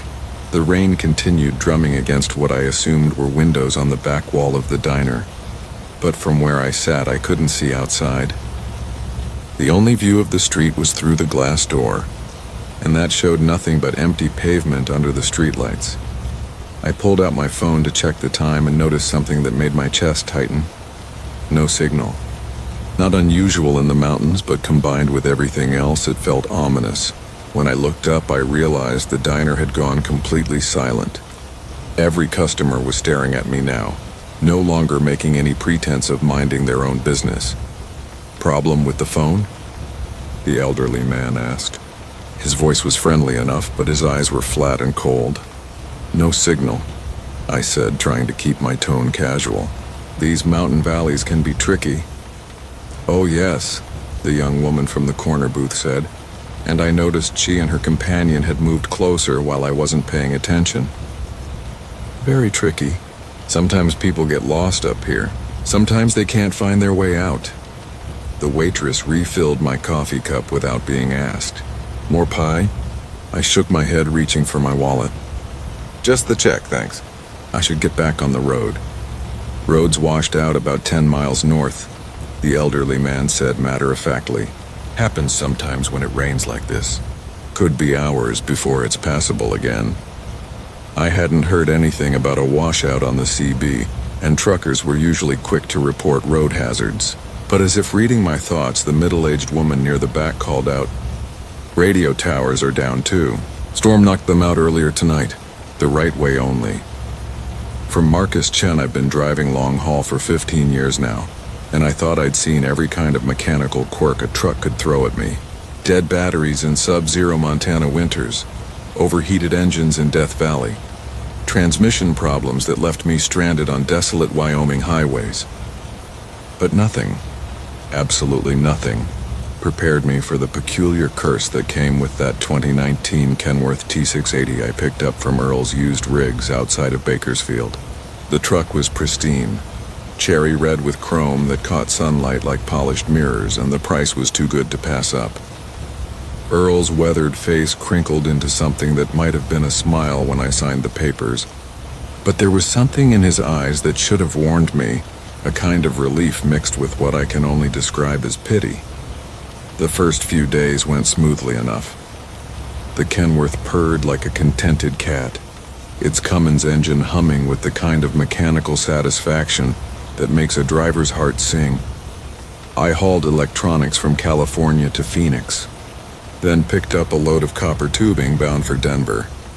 The cab was immaculate, with butter-soft leather seats and a dashboard that gleamed like new money. The previous owner had installed a premium sound system, and the speakers filled the space with crystal-clear audio that made my favorite country stations sound like live performances. Everything seemed perfect, almost too perfect, as I would later understand. It was somewhere outside of Flagstaff, Arizona, when I first noticed the problem. The GPS directed me to make a left turn onto Route 180, a straightforward instruction that should have been as routine as breathing.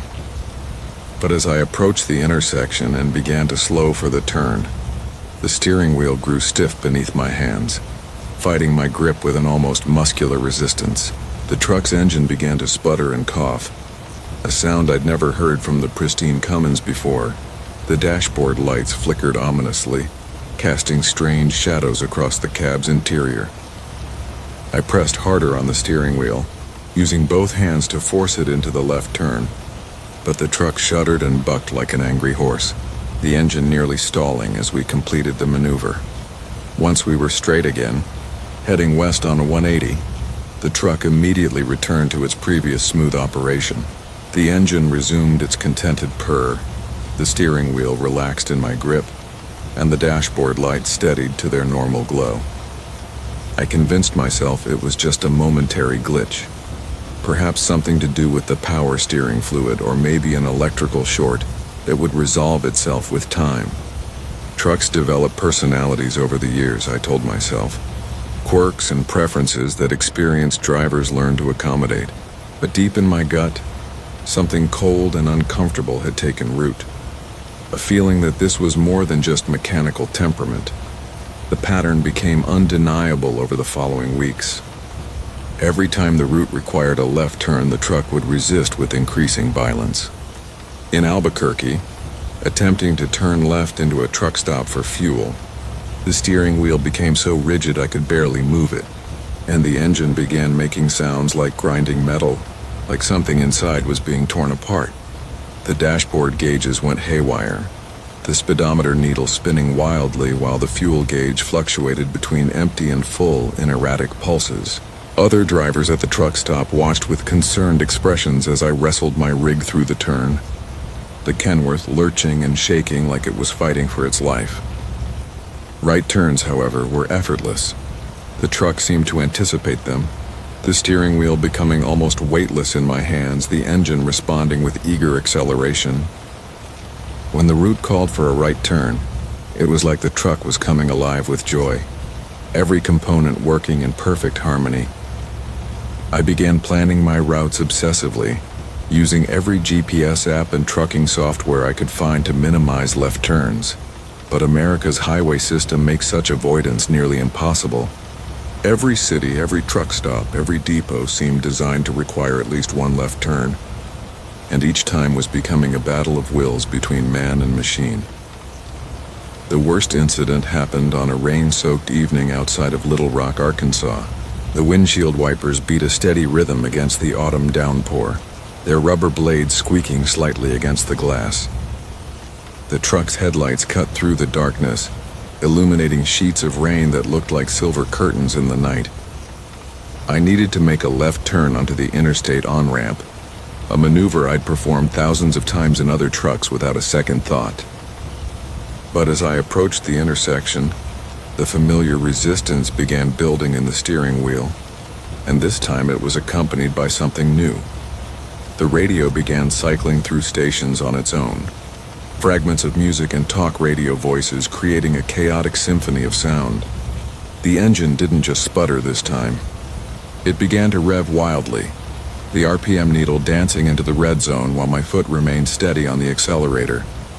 The headlights flickered in sync with the dashboard lights, casting the rain-soaked intersection in alternating brightness and shadow. I could feel the truck fighting me with every fiber of its mechanical being, the steering wheel jerking left and right in my grip like something alive trying to escape. The sound of grinding metal grew louder, accompanied now by what sounded almost like electronic screaming from the radio speakers. Through the chaos, I managed to complete the turn, but the truck's rebellion had attracted attention. Other drivers were pulling over, their own headlights illuminating my struggle, and I could see faces pressed against rain-streaked windows, watching my Kenworth buck and shake through the intersection like a mechanical bronco. Once I was straightened out on the interstate, heading east according to the truck's apparent preference, everything returned to normal so abruptly it was almost jarring. The rain continued to fall, but now it seemed peaceful rather than ominous, and the radio settled on a soft jazz station that filled the cab with gentle saxophone melodies. I started researching the truck's history, spending my mandatory rest breaks at truck stops with Wi-Fi, digging through vehicle records and accident reports. What I found made my blood run cold. The Kenworth had been owned previously by a driver named Jake Morrison, a 20-year veteran who'd been killed in a collision at an intersection in Oklahoma. According to the police report, Morrison had been attempting a left turn when an oncoming semi ran a red light and T-boned his truck. The impact had been on the driver's side, killing Morrison instantly and completely destroying the cab. But somehow, impossibly, the truck had been rebuilt, restored to better than new condition and put back on the market. The details of the accident painted a horrifying picture. Witnesses described how Morrison's truck had seemed to hesitate in the intersection, almost as if it knew what was coming. One bystander mentioned that the truck's engine had been revving strangely just before the impact, though the police report attributed this to driver panic. Another witness claimed the headlights had been flickering erratically, but this too was dismissed as damage from the initial collision. Reading these accounts in the fluorescent-lit dining area of a Nebraska truck stop, surrounded by the normal sounds of coffee brewing and conversations about load schedules, I felt a chill that had nothing to do with the October weather outside. I tried to sell the truck, but potential buyers were scared off by demonstration drives. Even experienced drivers, men and women who'd been handling big rigs for decades, would climb out of the cab after attempting a left turn, with pale faces and shaking hands. One grizzled veteran named Tommy, who'd driven everything from old Peterbilts to modern Freightliners, told me he'd never felt anything like it. "The truck doesn't want to turn left," he said, and his voice carried a tremor I'd never heard from such an experienced driver. "It's like it remembers something terrible, something it doesn't want to happen again." Earl's used rigs wouldn't take the truck back. When I called, Earl's voice turned cold and distant, claiming all sales were final and hanging up before I could explain the problem. I drove past the lot a few weeks later and saw Earl standing among his inventory, but when he spotted my distinctive red Kenworth, he quickly disappeared into his office trailer, clearly unwilling to discuss the matter further.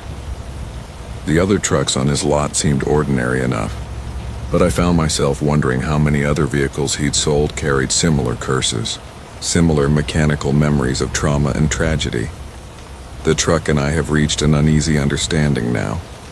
I plan my routes obsessively, using specialized trucking software that can minimize left turns, though complete avoidance remains impossible. When a left turn is unavoidable, I prepare myself mentally, gripping the steering wheel tighter and whispering what might be prayers or might be curses under my breath. The truck still fights me, its mechanical ghost unwilling to forget that fatal turn in Oklahoma, but we manage these moments together, man and machine locked in a strange dance of mutual survival. Sometimes, in the quiet hours of early morning driving, when the highway stretches empty ahead and the radio plays softly in the background, I think I can feel Jake Morrison's presence, the dashboard that bleeds silver. From Marcus Chen, the highway stretched endlessly before me that October night, my 18-wheeler cutting through the darkness like a ship through black water. I'd been driving long haul for 15 years, seen every mile of Interstate 80 from coast to coast, but something felt different about this particular run. Maybe it was the way the moon hung so low and bright above the Nebraska plains, casting everything in that peculiar silver light that makes familiar things look foreign. Or maybe it was the dashboard of my new Kenworth, gleaming with an almost wet sheen that seemed to pulse in rhythm with my heartbeat. The truck was a beauty, I'll give her that. Fresh off the lot with all the modern amenities a driver could want. GPS navigation system, climate control, even one of those fancy digital displays that showed everything from tire pressure to fuel efficiency. The salesman had been eager to move her, perhaps too eager, offering me a deal that seemed almost too good to be true. But I'd been in the market for an upgrade, and the financing worked out perfectly. Within a week, I was behind her wheel, heading west with a full load of electronics bound for Sacramento. It was somewhere past Grand Island when I first noticed something odd about the dashboard. The moon had climbed high overhead, and its light was streaming through my windshield at just the right angle to illuminate the entire cab interior. That's when I saw it. The dashboard material seemed to be glistening, almost wet-looking, despite the fact that I kept the cab bone dry. I reached out to touch it, expecting to find some sort of condensation, but my fingers came away completely dry.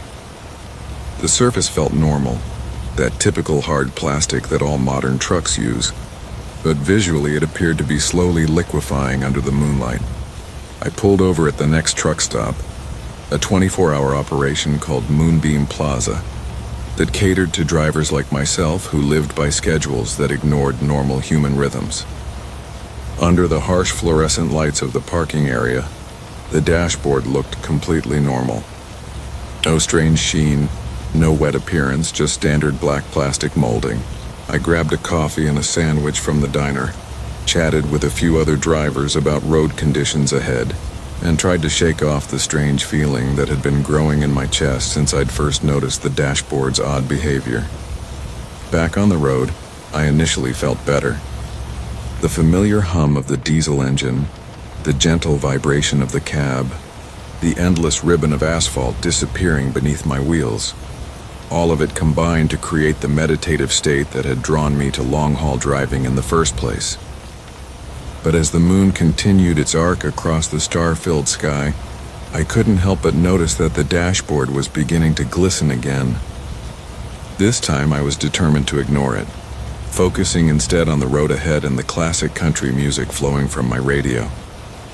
The miles rolled by, marker after marker disappearing in my rearview mirror. I passed through small towns whose names I'd memorized over the years, their streetlights creating brief pools of orange warmth before giving way again to the vast darkness of rural America. But gradually I became aware that something was happening to my dashboard that went beyond mere visual strangeness. The surface appeared to be moving, rippling like water disturbed by a gentle breeze. The GPS screen seemed to be sinking slowly into the surface, its bright display becoming distorted as if viewed through liquid. I tried adjusting the air conditioning, thinking perhaps some sort of temperature differential was causing the effect. But nothing changed. The moonlight continued to pour through my windshield, and the dashboard continued its slow, hypnotic melting. The speedometer was next, its needle wavering as the entire gauge cluster began to submerge into what should have been solid plastic.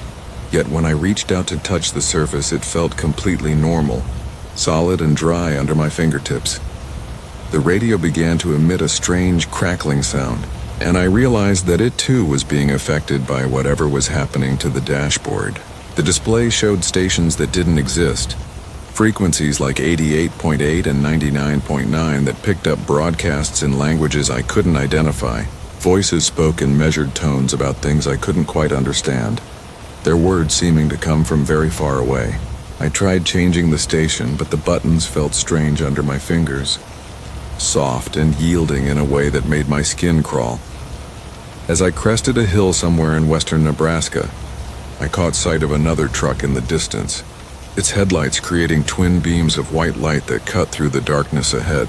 I felt a moment of relief, knowing that I wasn't completely alone on this stretch of highway. But as I drew closer, I noticed that the other truck was moving strangely, weaving slightly from side to side as if the driver were having trouble maintaining control. I flashed my headlights, the universal trucker signal for checking if everything was okay, but received no response. When I finally pulled alongside the other truck, a Peterbilt similar in age to my own, I could see through the cab windows that the driver appeared to be slumped over his steering wheel. But what made my blood run cold was the sight of his dashboard, which appeared to be completely liquefied, dripping down onto the floor of the cab like melted wax. The moonlight streaming through his windshield was so bright it seemed almost solid, and I could see that everything it touched was slowly dissolving.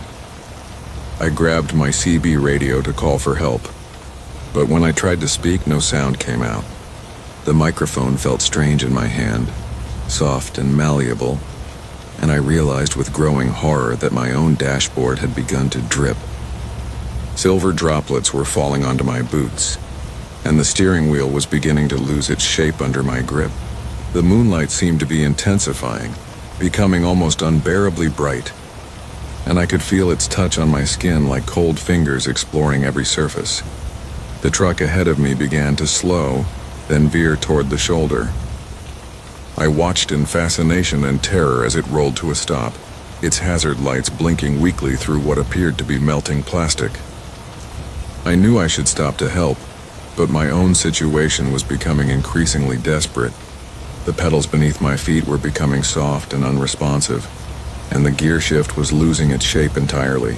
The entire cab seemed to be dissolving around me, everything touched by that terrible silver moonlight transforming into liquid that gleamed like mercury. I managed to guide my truck to the shoulder, just as the steering wheel finally gave way completely, collapsing into silver droplets that ran between my fingers. The engine continued to run, but all the controls were gone, melted away by that impossible moonlight that seemed to penetrate everything. I tried to open the door, but the handle had liquefied, leaving me trapped in a cab that was slowly dissolving around me. That's when I noticed the silence. The radio had gone completely quiet, and even the engine noise seemed muffled and distant. Through my windshield, I could see the highway stretching away in both directions, empty except for the abandoned truck ahead of me. The moonlight continued to pour down, and I realized that it wasn't just affecting the dashboard anymore.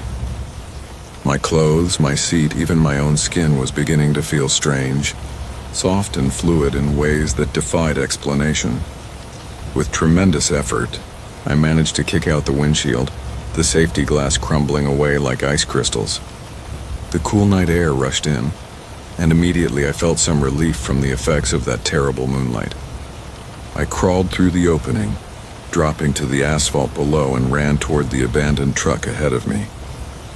But as I drew closer, I realized that there was no one inside. The cab was empty except for pools of silver liquid that might once have been a dashboard, or seats, or perhaps even a driver. I flagged down the next vehicle that came along, a state trooper who seemed genuinely concerned about my story, but couldn't make sense of what I was telling him. When we returned to where I'd left my truck, we found it sitting normally on the shoulder, dashboard intact, everything perfectly normal.